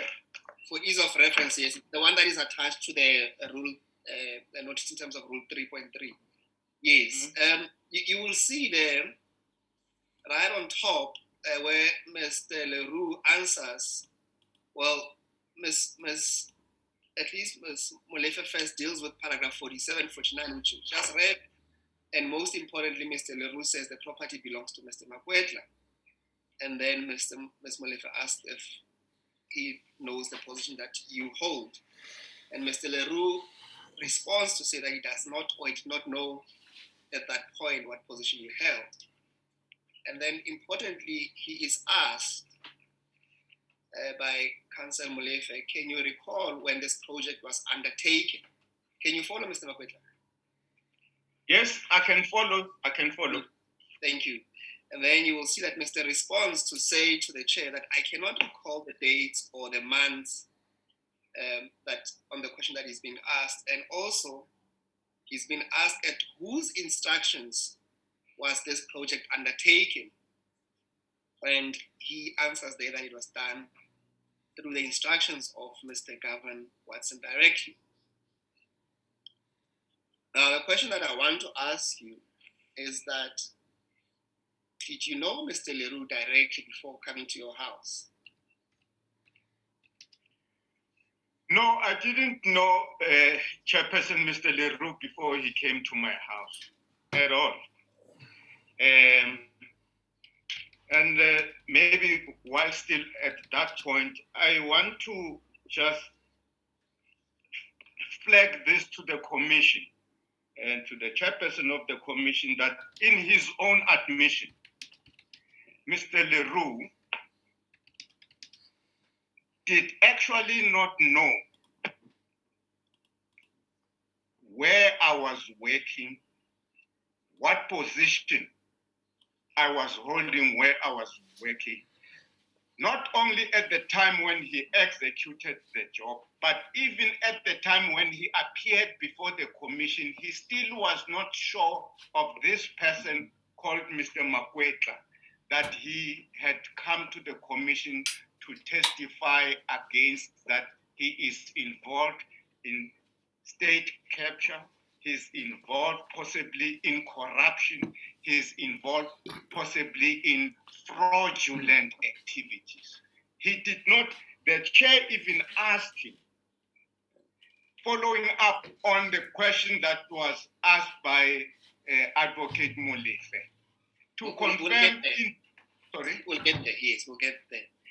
Perhaps what you should do then, sorry to interject, on page 117 of the same transcript. Yes. Yes, this is what you are referring to, where the chairperson asked a very specific question. The chairperson says, do not. I mean, what was wrong? What needed to be done? That is what I want to know. At the bottom of the page, do you see that? Yeah. At page 117. No, Mr. Musikide, and Chairperson, my apology. I am actually looking at a different transcript because the pages that you are referring to do not tally with the one I have before me. Okay, what does your page say at the bottom? My page at the bottom is page 95 of 144. And this is a transcript of day 44 of the commission. Yes, it's the same transcript we're looking at. Yes. With a different numbering. Let me see if I can find, for ease of reference for you.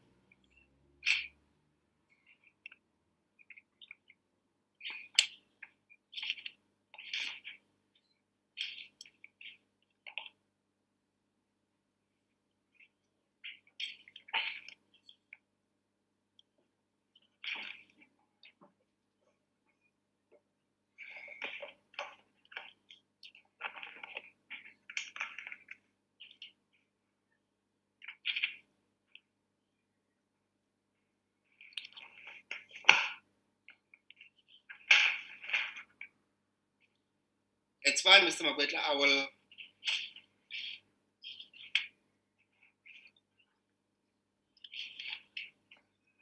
Chairperson, we seem to have two transcripts with different numbering.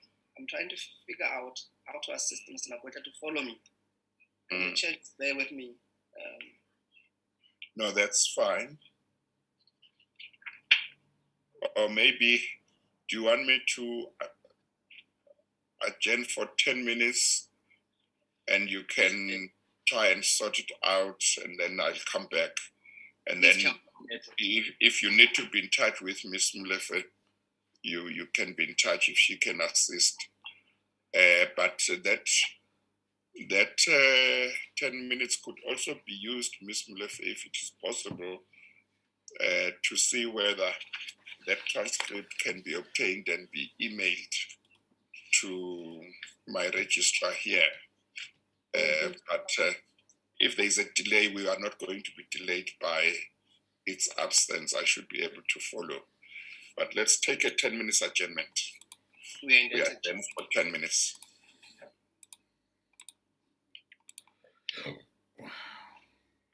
Recording stopped.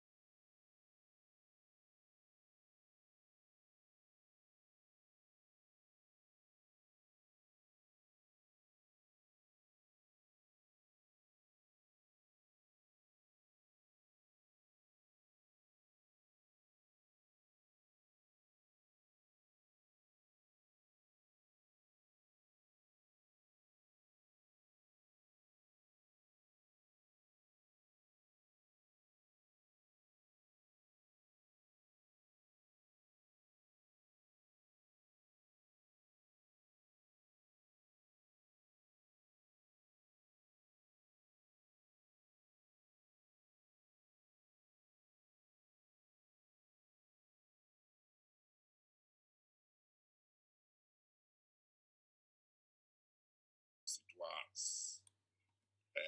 And they had been instructed not to ask too many questions, I think about the owner and so on.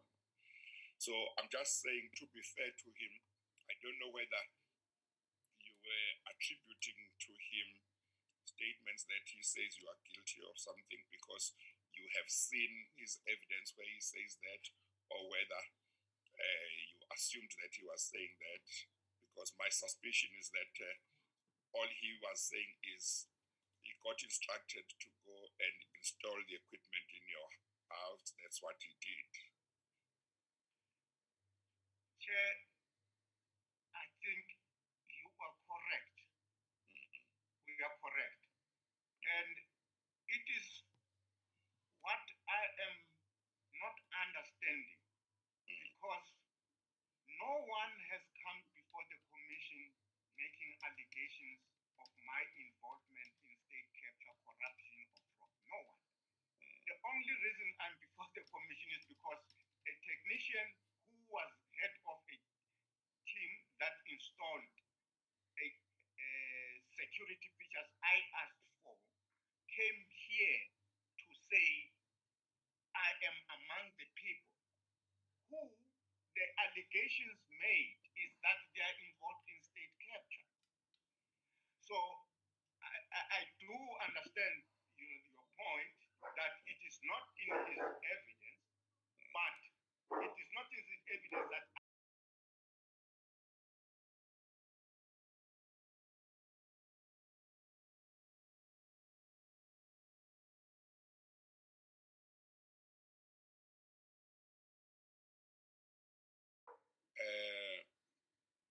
you will recall that Mr. Grizi gave wide-ranging evidence, and some officials connected with BOSASA, including Mr. Richard Leroux and others.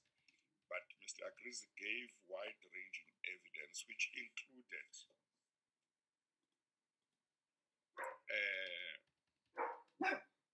allegations of corruption between in dealings that BOSASA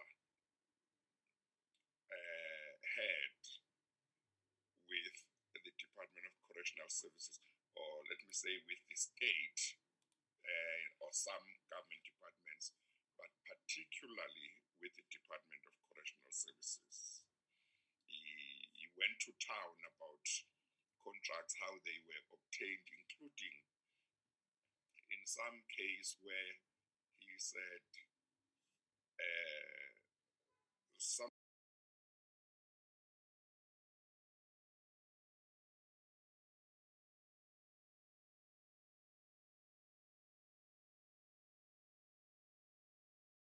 or maybe it was Mr. Agrees himself, where the arrangement was that BOSASA should formulate the specification that should go to the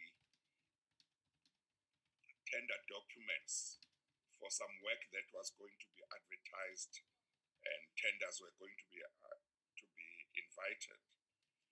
And obviously, BOSASA would formulate the specification in such a way that it suited them. And if possible, try and eliminate competition. So what would happen in due course, therefore, is that after BOSASA had done that, the department and this official would make sure that when the tender documents go out to invite bids, they would go out with this specification that has been formulated by an entity that is also going to put in a bid. That's obviously irregular and unacceptable. So, and you will also recall, and that is something that I have said publicly during hearings of the commission, that I was concerned also about the fact that BOSASA continued over many years to get contracts from the state, despite the fact that there were lots of allegations of corruption that were associated with BOSASA and the Department of Correctional Services, but they continue to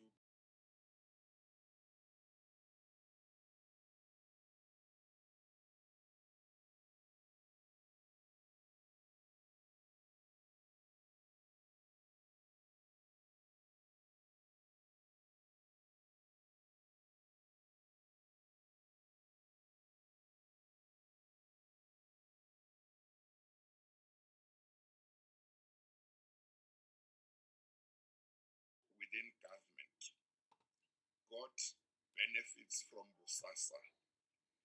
Under what circumstances did they get them? That's where somebody like you comes in. So in other words, there might not be an individual who says Mr. Makwetla was involved in corruption, or Mr. Mchuetta was involved in state capture.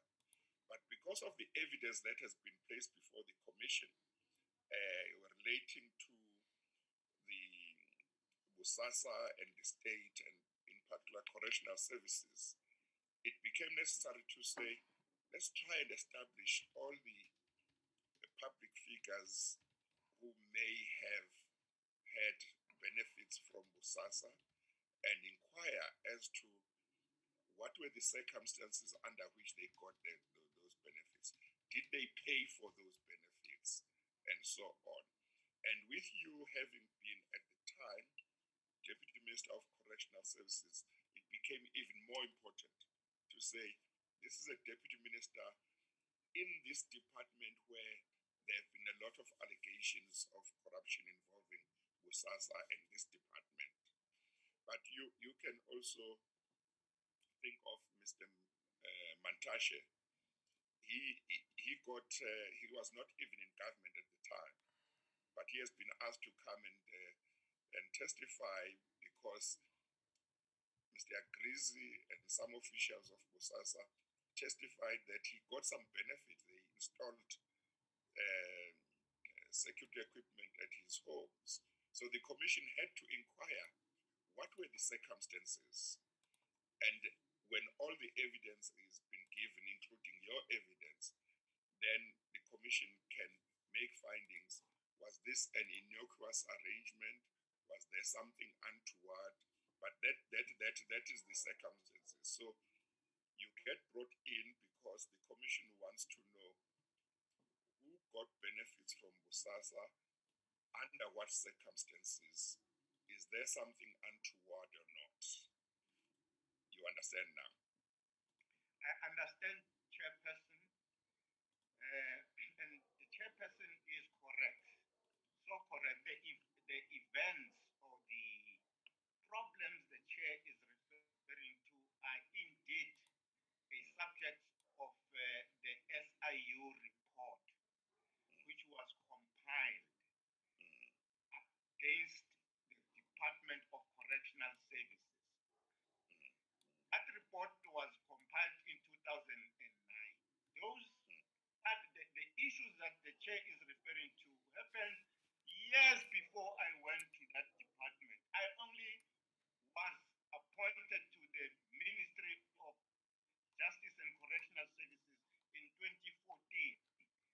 The matters that the Chair is referring to, as the Chair would know, are actually before the courts in another case where the people who were involved in those things are actually arraigned. So my point is that this what we are talking about, it's a very relevant factor because I approached the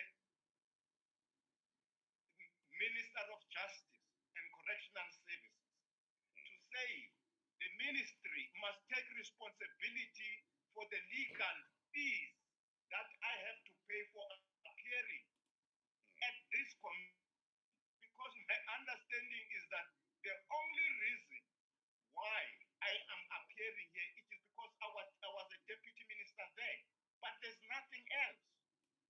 And the minister decided to be cautious about it, decided to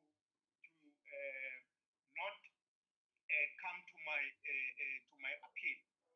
It is fine, but as you can see for yourself, Chair, I am actually caught up in something that has nothing to do with me. Absolutely nothing to do with me. Well, Mr. Makwetla, don't go that far. Don't go that far. I'm not sure that it's got nothing to do with you, because the mere fact, the point you are making, and you will remember that this was something that was raised when you gave evidence previously. The fact that it may have been 2014 when you became deputy minister, and I think this pathway installation happened in 2016, if I'm not mistaken. Is that right? In 2015. 2015. The fact that BOSASA's relationship with the Department of Correctional Services had been going on for a long time, with all allegations of corruption being in the public domain, but still in 2016 it was still having contracts with correctional services and with the state, actually makes this calls for more probing to say, but you being deputy minister of this department, how could you ask this same company about which there is so much talk of corruption with your department? How could you ask that department, that company, to have anything to do in your house? So that question, as you will recall, it was raised and you did deal with it. But I'm saying it's a question that I think is legitimate. But the evidence must be weighed when all the evidence is in, because my understanding is that the state only terminated agreements with BOSASA after these things had been exposed in the commission, because then there was the question, how can the state continue? What is going on? Why was BOSASA not blacklisted all along? Why did it continue to have these contracts? Is that because it has connections with politicians? Is that because it has connections with high-ranking officials? So those are the kinds of issues that the public would be asking, and those are the kinds of issues that questions that not look into them, it would be failing in its duty. And it is in your own interest and in the interest of other government officials that the commission is able to make findings, and if there was nothing wrong, clear the air once and for all. And it can't do that without listening to evidence from everybody concerned. Yeah, You understand? Yes, okay, all right. I just thought I must explain this because Mr. Makwetla was taking a position that seemed to be saying, I don't know what the commission wants from me because I'm really not involved here, so I thought I must clarify this. Thank you, Okay, Chair, I accept the explanation the chair has provided, and indeed, those matters were canvassed during my first appearance before the commission, and I don't think we should go back to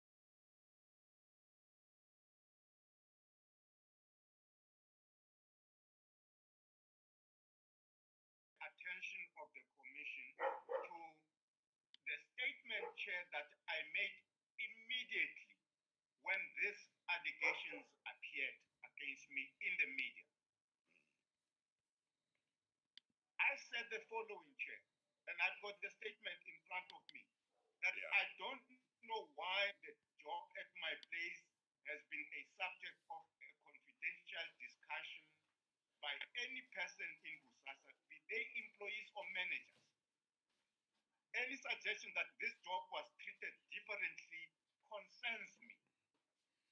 any member of BOSASA who seeks to use my name to lend credence to their claim in the internal feud at this company will at the end be exposed for their unethical practices and immoral aims.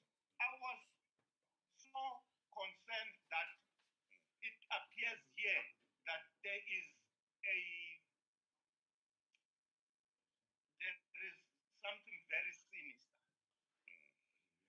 because I just could not make the connection with what was being said about this having been a confidential issue. And it is clear now from the affidavit by Mr. Leroux that when they were coming to my house, they even had to be moving by bounds, if I excuse me, that expression is a military thing, that they had to be covering up their approaches to my house, stop at the garage, change clothes.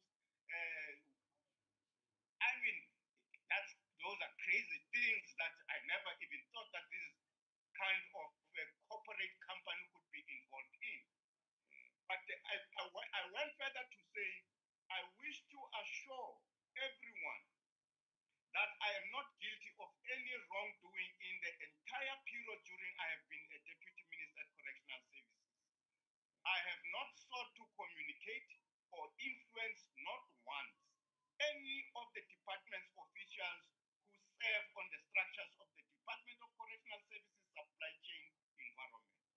To ensure that the interests of the broad public are protected at all times, I undertake to approach the Office of the Public Protector to investigate all tenders issued to BOSASA at any other big enterprise during my term in the ministry, and to interview all the officials who were involved in adjudicating these tenders as to whether they ever had any individual discussions of their work with me at any time during this process.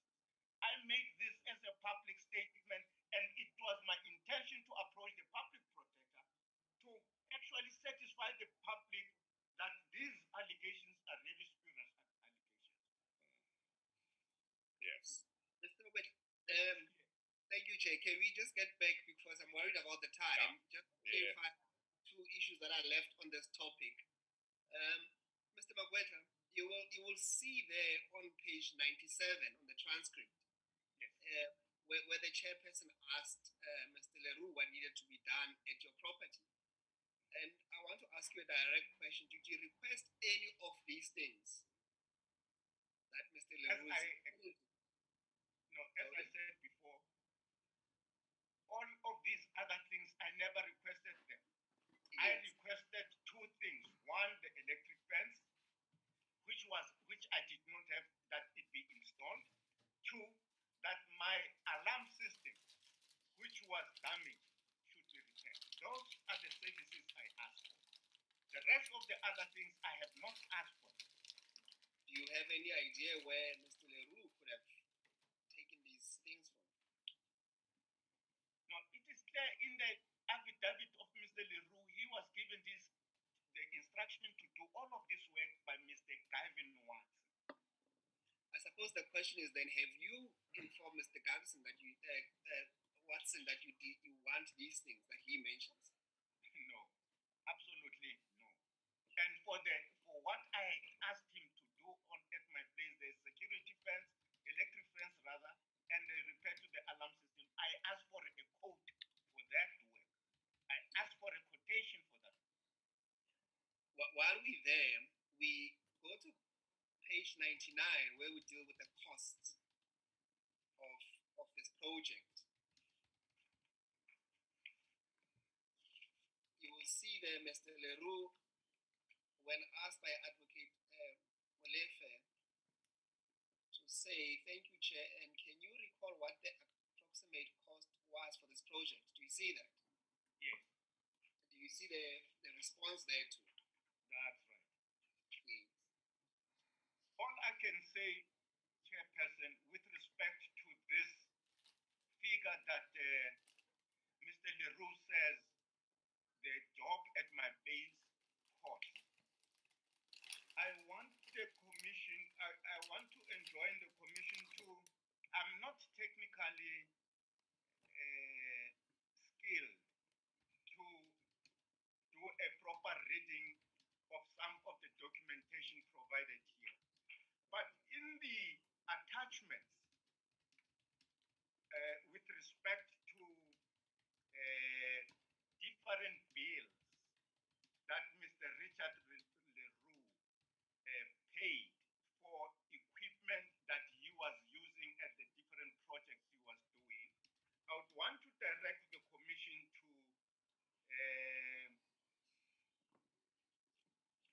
Exhibit RLR-035, which is it is contained in Annexure RLR1. Ms. Mdef, are you able to direct me to the right page? Yes, Chair. The reference to the annexure by Mr. Richard Leroux is RLR6. Mr. Makwetla, is that where you're taking it? Yes, it's RLR1. That is the annexure, the title of the annexure, and it's T21 RLR035. That would be the page. Perhaps let's do this. Chairperson, we're referring to a supplementary affidavit by Mr. Leroux, and to us it's been given as T21. Yeah, no, let me. T21. Mr. Exhibit, yes, Exhibit T21, and it's a record of the transactions at a vendor called Regal Distributors Trading in Greenstone. And I think it's a very helpful document because. Let me get Ms. Mlefe to guide me first on my bundle as to where I find it. Thank you, Chair. As I was saying, the annexure that Mr. Leroux refers to insofar as the invoices is not RLR1, it's RLR6. So I'm trying to establish whether Mr. Makwetla meant RLR6 or if he specifically wants to take you to RLR1. Mr. Makwetla? Let me just, according to the file I have, Mr. Mlefe, it is a T3 affidavit of Richard Leroux, and it's T21 RLR025. That's where it starts.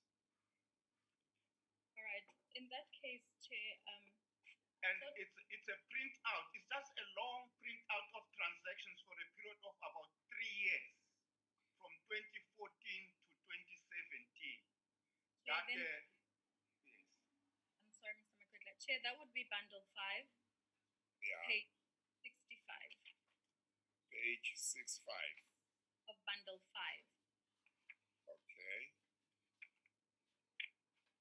Yeah, I've got page 65. Yes, Mr. Makwetla? Invoice from Regal. From Regal, that's right. It's a statement. Yes. Yes, it's a long print out from 2014 to 2017. Yeah. I just want to finish this. It's addressed to Richard Leroux. Yes, continue, Mr. Makwetla. I was saying that I was trying to find out of these many transactions here, which ones would have been of material that was used at my house. Yes. The only reliable thing that I could use as a guide are the dates of the invoices, of the transactions. Yeah. And the one that sounds a bit relevant of these transactions to purchases that could have had something to do with my house are those of the 9th of February 2015. 2015. Yes, 2015, the 9th of February 2015. There are several transactions there, about 4 of them. No, actually, 5 of them. Now, these transactions, when I look at them, they include also there, for instance, a fence. Yeah. And that fence is 9,309 rands. Yes, I see that. That's right, Chair. And the others is an intercom. Yes, an intercom was fitted 2,667.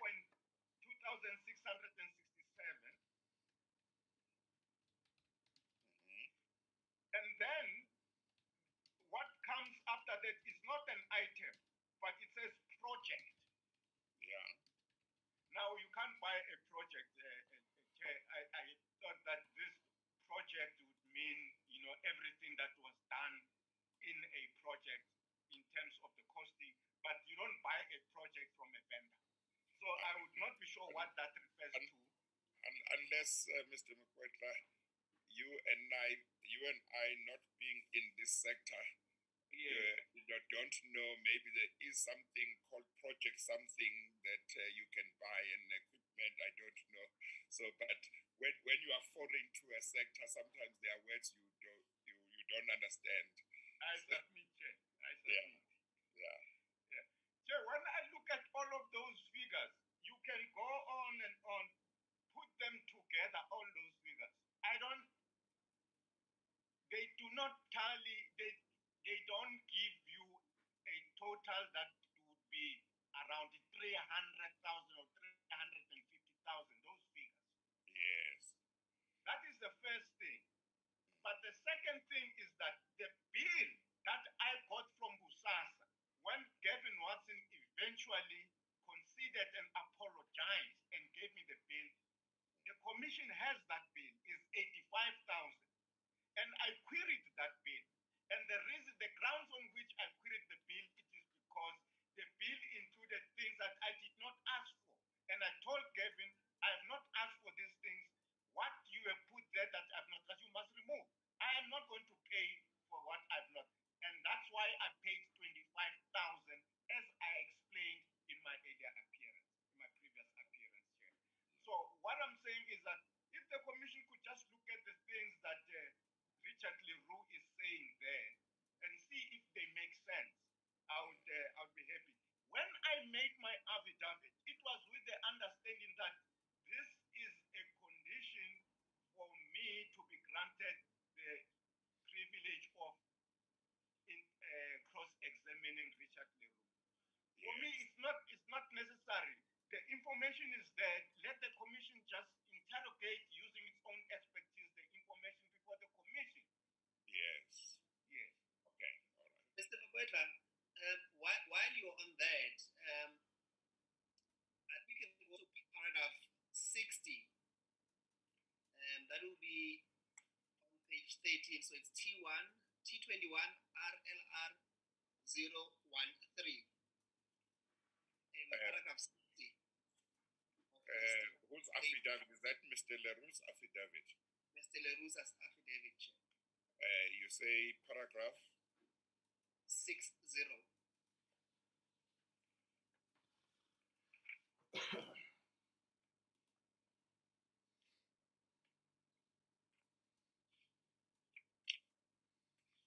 Is that the one starting? I was always instructed. No, it starts with, I personally attended to the installation together with other 4 technicians. That affidavit. It's Yes, bundle 5, page 52. Okay. Of course, we are at the end of oral evidence, but it would have been much better if everybody had the same thing. Page 52. Is that page 52 that you gave me, Ms. Muller? Okay. Yes, yeah, okay, I'm there. Paragraph 60, I personally attended. Yes, Mr. Makwetla, are you there? Okay, you can continue. I need you to be there at paragraph 60. This is Mr. Leroux's second statement, or at least supplementary statement that he gave. I think I know what question you want to put, Mr. Musigiti. The paragraph 60 says, Mr. Makwetla, I personally attended to the installation together with another four technicians, yes, which took us a minimum of 21 days to complete. I'm there, Chair. Thank you. Yes. I'm there. Mr. Musigiti, do you want to take it from there? Perhaps in the interest of time, Chair, I would also want you, Mr. Mchuetta, to consider paragraph 61, where he gives a breakdown of the costs that are incurred. And you'll see from there on, he mentions an amount of 151 just being an amount for labor. And he goes and mentions another amount of, I think it's about 21,000 at 61.1.2. Actually 61.1.3, which are the cost per 5 technicians.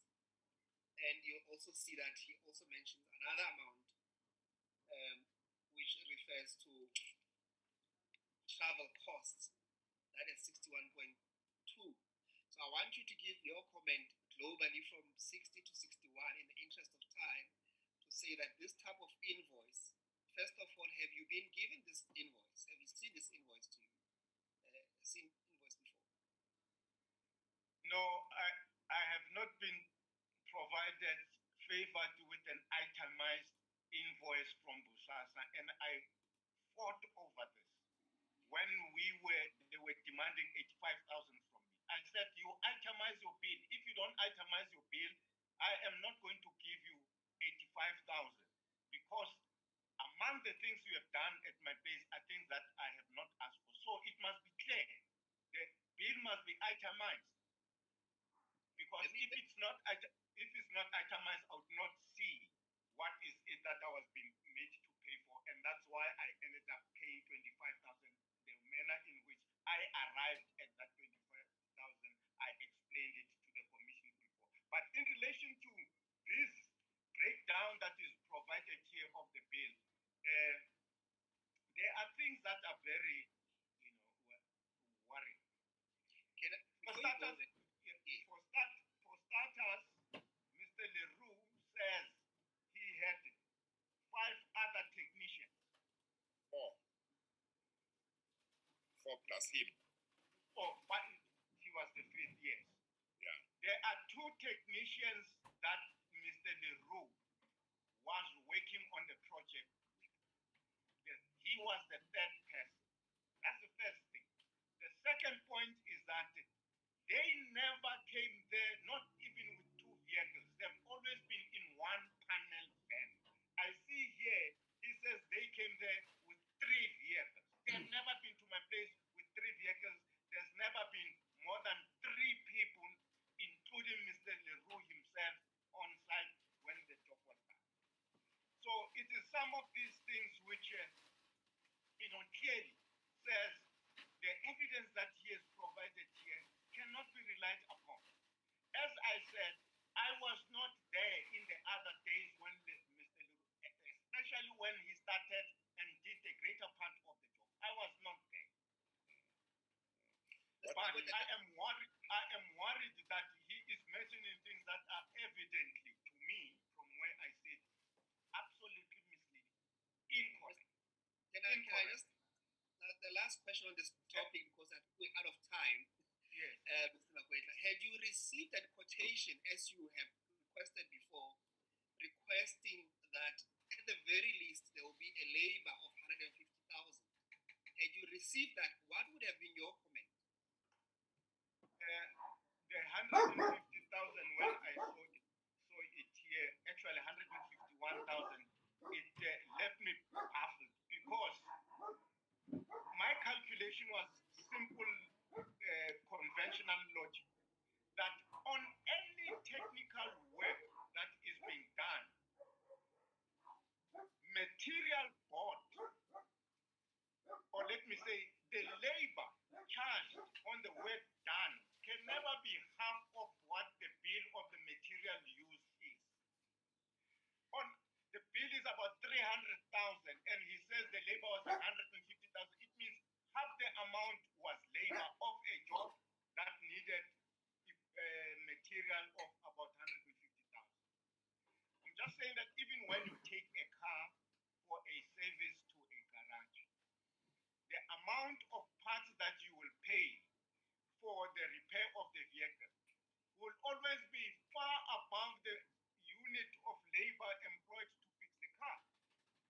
Now here, we are told that the labor expended on this project that needed material of about 150,000, it's 150,000 worth of hours.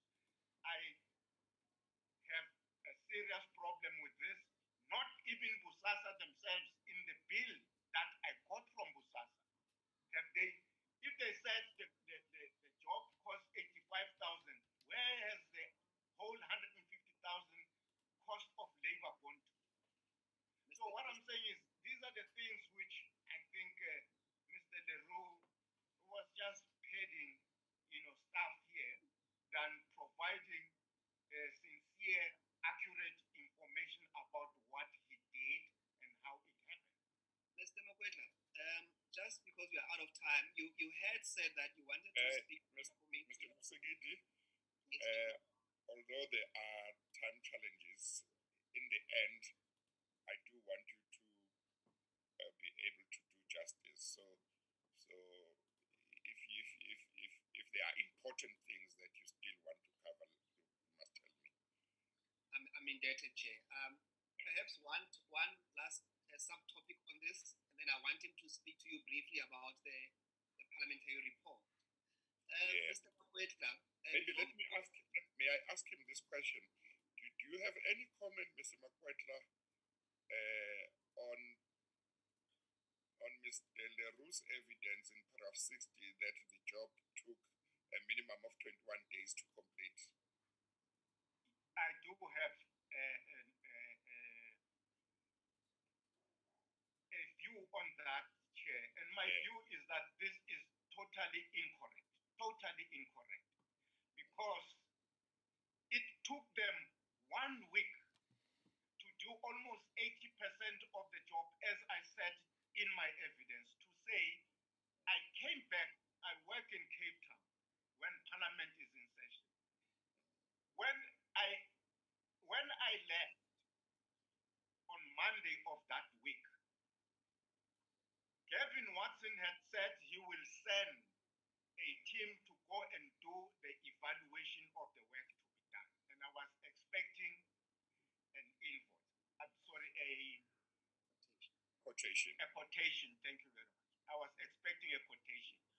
When I came back on Friday, the work was done already, 80%. The only thing remaining at the time was that because they could not go into the house, they could not do the necessary connection in relation to the controls of this alarm system.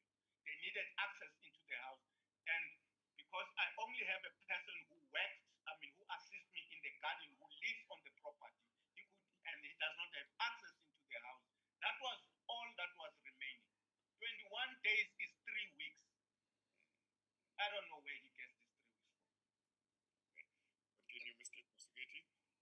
Mr. Makwetla, both you and Mr. Leroux agreed that there was a problem with the camera system. Can you just tell the commission how that problem was ultimately resolved? Right from the word-go, a few days after they had installed the entire system, I was supposed to have access to a view of the house from wherever. Of course, that did not work. First week. And I phoned them the following week to make them aware that this system has actually collapsed. They came back to fix it. As soon as they left, the system was down again. I then decided I am not going to pursue this matter of the system that is not working because I had not even paid for it. That was my problem. I had not paid for it.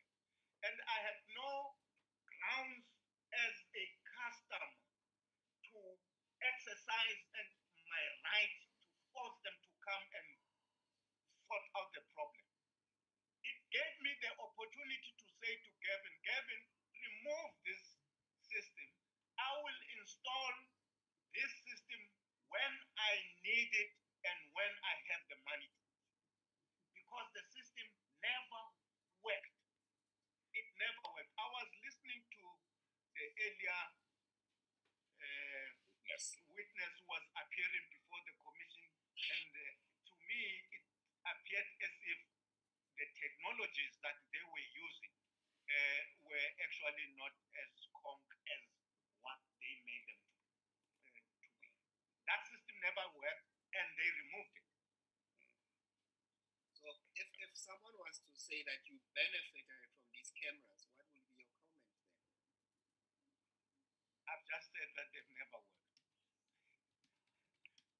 I've just said that they've never worked. Thank you. I want us to deal with the parliamentary report. You had testified earlier on when you were led in chief that you have difficulties with the report. Chair, I think the report is contained in BOSASA 03. I think it's BOSASA bundle 3124. Bundle 3, and you are saying page 124. No, Chair. We're dealing with page 181. Okay. This is the committee report, Chair. Yes, okay. Mr. Makwetla, are you on the document? The committee report, yes, I'm on the committee report. Yes. Yeah, you can continue. Okay. We had alluded earlier on that you have difficulties with the report, both in terms of procedure and the substance of the report there too. Care to highlight to the commission procedurally what difficulties you have with this report? I know that last time he did deal with procedural issues.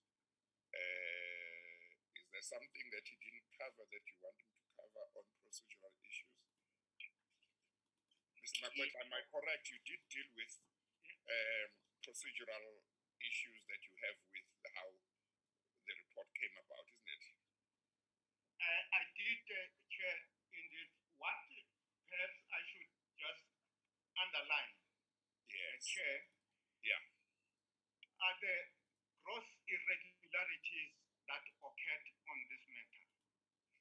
Yes. Now, what I'm saying is I know that we dealt with the report last time.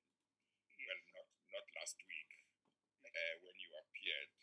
All I'm simply saying is I don't want us to repeat the same thing. I'm just saying, No. are Yes. there aspects that you did not cover which you would like to cover? Indeed. Okay, all right. If you want to cover aspects that you did not cover, that's fine. You can deal with them. Chair, what I did not make the commission aware is that the report that we are referring to as an exhibit here, I saw the report as I was taking my seat at the commission the last time I appeared for the first time. And I was actually shocked that there is a record of Parliament on the case against me by the Ethics Committee, that there was actually a record of Parliament. As the chair would understand, I explained that from January this year, right up to March, I had to engage lawyers to write to Parliament to share the record of Parliament on this matter. And the commission, and it is attached, has 3 letters that were written to the Speaker of Parliament and the Chair of the Ethics Committee by my lawyers asking for this record. None of those letters were responded to, no replies, no document provided by Parliament. I was actually surprised that they had sent a document purportedly to be a report of this case to the commission. Now, this is the most gross of irregularities committed in Parliament. It is a travesty of justice. It is unprecedented Chair, it is an unprecedented scandal in Parliament. I am prepared to go to those lengths, because what has happened is that this report, two things about them that I want the Commission to underline is that according to the rules of the National Assembly, that is the 8th edition of the rules of the National Assembly, which we'll share. I have the book that they will share, we'll send through to the Commission for perusal. Chapter 15 talks about the lapsing of business before the Assembly. And it says, lapsing of business on the last sitting day of annual session or term of Assembly, or when the Assembly is dissolved. 1, all motions and all other business other than bills on the order paper on the last sitting day of an annual session of the Assembly lapses at the end of that day. 2, all business referred to in sub-rule 1 before the Assembly or any Assembly committee on the last sitting day of a term of the Assembly or when the Assembly is being dissolved lapse at the end of that day. The reason I am directing the Commission to this, it is because this report was ATC a week after Parliament had been dissolved. What had happened, Chair, is that the term of the last Parliament, the 5th Parliament, its term ended on the 20th of May 2019. On that day, all business of the House, it doesn't matter whether it was at the committee level, it was on the way to the Assembly, it lapses. Now, what happened is that the committee continues work, at least from what we are told, until the 28th, because I get written by the Ethics Committee a letter to say, we have met and we have found you guilty. I was shocked. I was at home when I got that. Parliament had had been dissolved. We had started campaigning now for the elections of 2019. I'm sorry, 20. When Parliament is dissolved,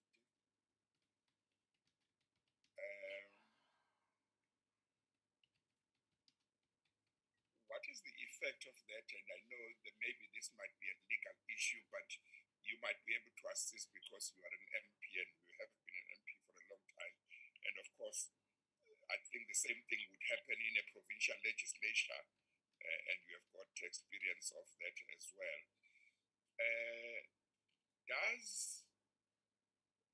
Does a committee continue to have power to do anything after Parliament has been dissolved at the end of a 5-year term? Chairperson, the answer is no. It does not have those powers. Because all committees of Parliament are simply processing body of the work that is before Parliament on behalf of Parliament. And that is why the reports of the committees, for as long as they've not been tabled for adoption by the plenary of Parliament, they enjoy no status. So, even in relation to this Ethics Committee's report, this report, okay, we put aside the issue about Parliament having been dissolved. Procedurally, this report should have been tabled in the National Assembly, and the National Assembly would have had to adopt, reject, or amend the report. That did not happen, and it was not going to happen because Parliament had been dissolved. So the report had no status.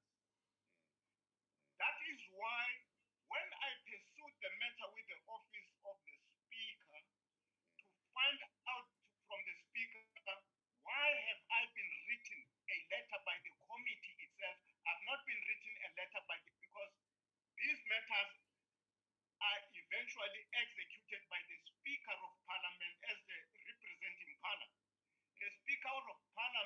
never wrote to me about this decision. And when I checked with the Speaker's office, it had no record of this meeting and this decision. What is even worse is that in the findings or in the sanction that is contained in the report, sanction number 1 is that the Speaker must address me in a sitting of Parliament and order me to make a public apology. It is sanction number 1. But this report, the Speaker's office had no sight of it. It is not there. It was never submitted to the Speaker's office. Not only that, I followed the matter up with the chief whip of my party, the late Mr. Jackson Mtembu. May his soul rest in peace. I checked with him whether he had received a report from the Ethics Committee, because every time my whip, the whip of my party in Parliament, he would have been cited of this report by the Ethics Committee to say, take note that one of your members' case that we've been dealing with, this is what is our finding against. He had no record of that. Thirdly, Chair, the report is not signed. This report has names at the end of the people who are supposed to have signed it. It is the Ethics Committee is a joint committee of the National Assembly and the NCOP. The 2 court chairs. Just wait, Mr. Makwetla, just chair, those names will appear at the end of the report at page 186. There's Honorable Makwetla and Honorable Singh at the bottom, chair, page 186. Chair. Yes, I can see it. Yeah. Yes. Sorry, Mr. Makwetla. Honorable Chairperson, Mr. Humphrey Makwetla, Honorable Member Humphrey Makwetla, is a member of the ANC of my party. I have asked him whether he is aware of this report. He was baffled. He was puzzled. He knew nothing of this report. Mr. Sin, the other name that is attached there, belongs to the IFP. I do not know. I did not have access to him. But at least to this ANC member who is part of this committee, I had a confirmation, no doubt, this report, he does not know about it. But not only that, Chair, it is interesting for me, and I would be happy if this commission can at least force Parliament to produce the minutes of this meeting that discussed my matter and who attended it and when did it take place, because from where I sit and as I am appearing before this commission, I have no doubt that meeting never took place. Yeah, no, I think Ms. Mulefe, it's going to be necessary for the commission to write to Mr. Makwetla and to Mr. Singh to find out what they know about this report, if they can do that by way of an affidavit, each one, and as well as do you know, Mr. Makwetla, whether they are still chairing the ethics committee or not? Or is it other people now? It is other people, Honorable Chairperson. Mr. Makwetla is no longer a member of Parliament. He is actually the Speaker of the Buffalo municipality in the Eastern Cape. Yes. Mr. Sin, I'm not sure whether he returned to Parliament. I'm not sure. Okay, all right. That's fine. I think they should be written to, even if they are no longer in Parliament, so that we get the story as to what do they know about this. And then, Ms. Mulefe, we need to write to, and in writing to them, if they know something about it, they must also indicate what meetings they were held, which resulted in the report.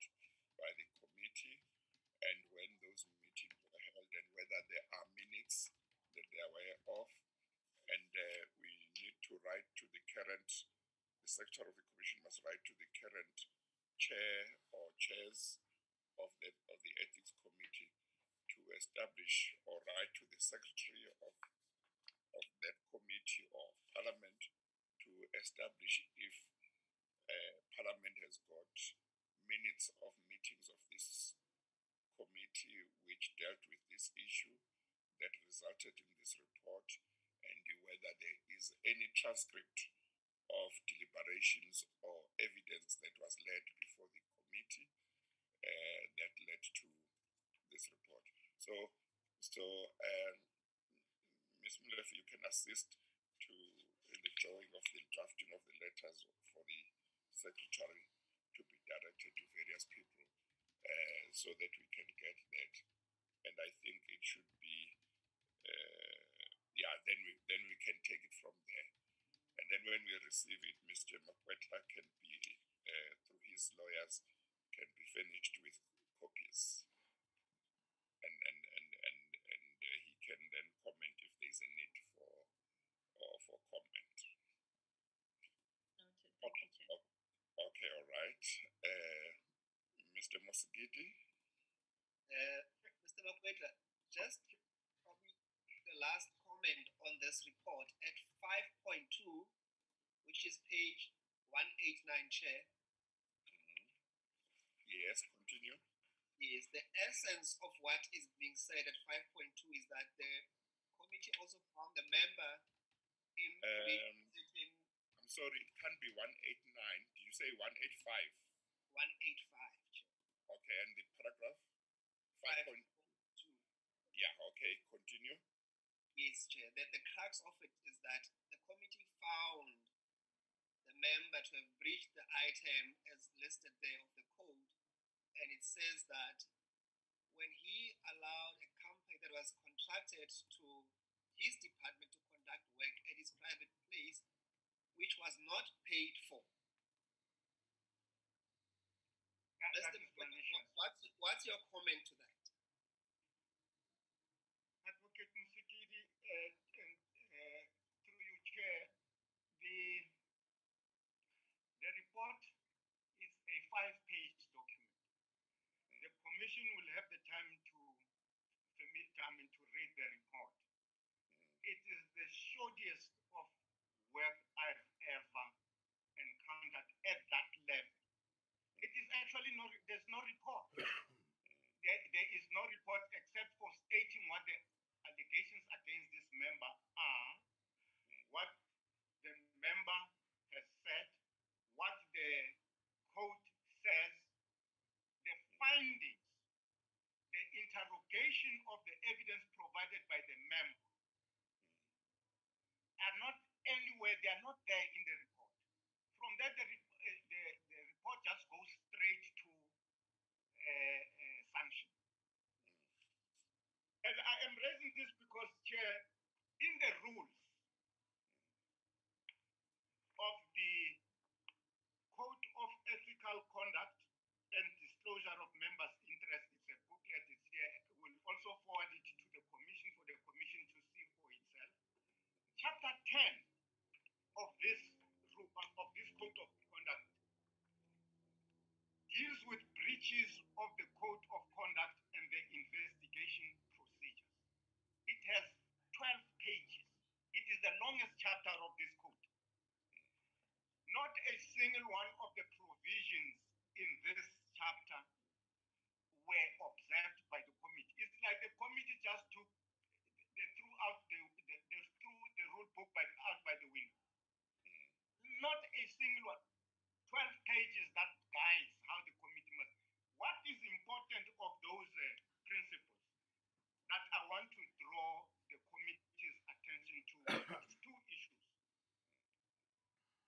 It says, with respect to procedure for the investigation of complaints, general principle, this procedure is based on and intended to be guided by the principle of promptness, fairness, and consistency. That's the first issue, promptness. Chair, this matter arose in 2018.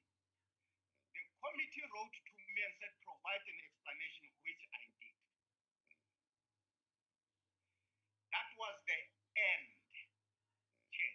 I provided an explanation in 2018, nothing happened, and I thought they are satisfied with the explanation that I provided.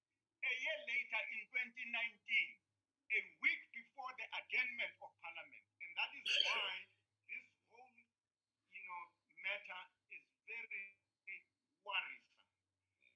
A week before the Parliament is dissolved, in 2019 now, I'm writing a letter to say provide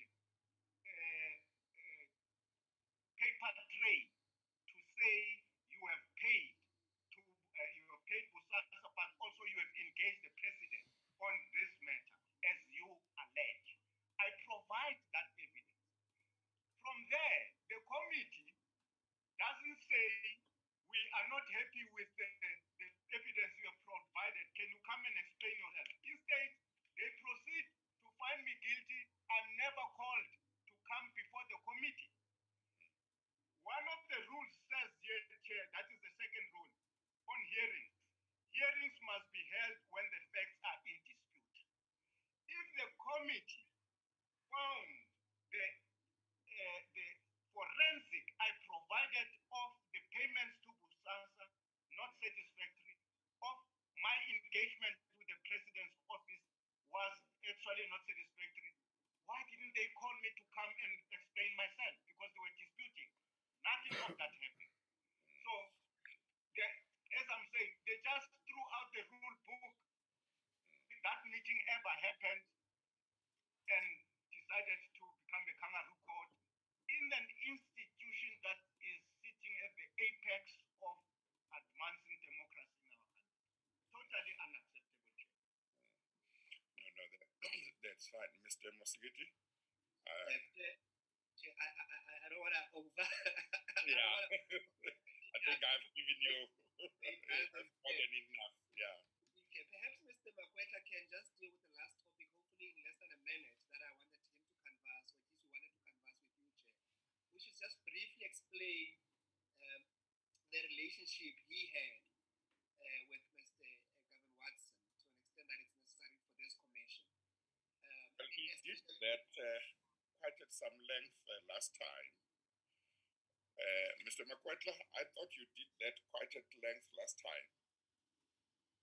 Yes, indeed, Chair. Yeah. I would. Yes. Chair.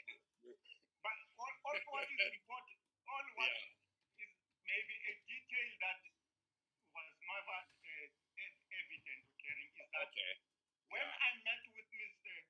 Gavin Watson, the day I asked him for this service, and when I discovered that his company also executes domestic security, because I was not aware of that, I was meeting Gavin Watson for the second time in my life.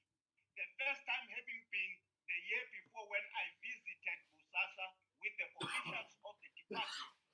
This was the second time I was meeting with him. I know the Watson brothers, but I never had any exposure to Gavin Watson. I know his brother Ronnie Watson very well. And it's a long story that I can talk about it, but not Gavin Watson.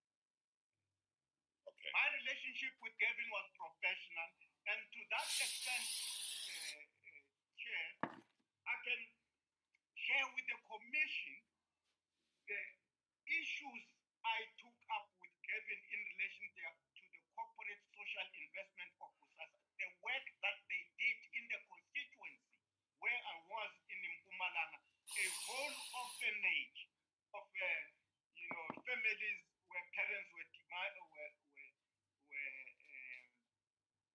perished to the AIDS pandemic.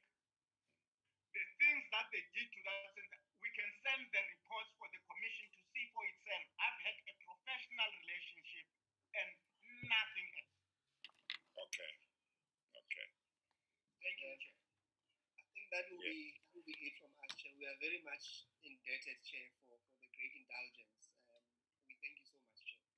Yes, no, that's fine. But if there are aspects that maybe you or Mr. Makwetla think were not covered, you could just ask to put in a supplementary affidavit to deal with them. But I think we can stop here. But thank you very much to you and to Mr. Makwetla. And thank you, Ms. Mulefe. I think that I will just mention for the benefit of the public that we are done with the hearing of oral evidence, except for about 5 or 6 witnesses, plus the president, whose evidence will be heard later in July. So there will be no further oral evidence this week and nor next week. So this is the end for now, and then it will just be those 5 or 6 witnesses and then the president later in July. But thank you very much, Mr. Musigiti. Thank you very much, Mr. Makwetla. We will now, thank you, Ms. Mulefe. We will now adjourn.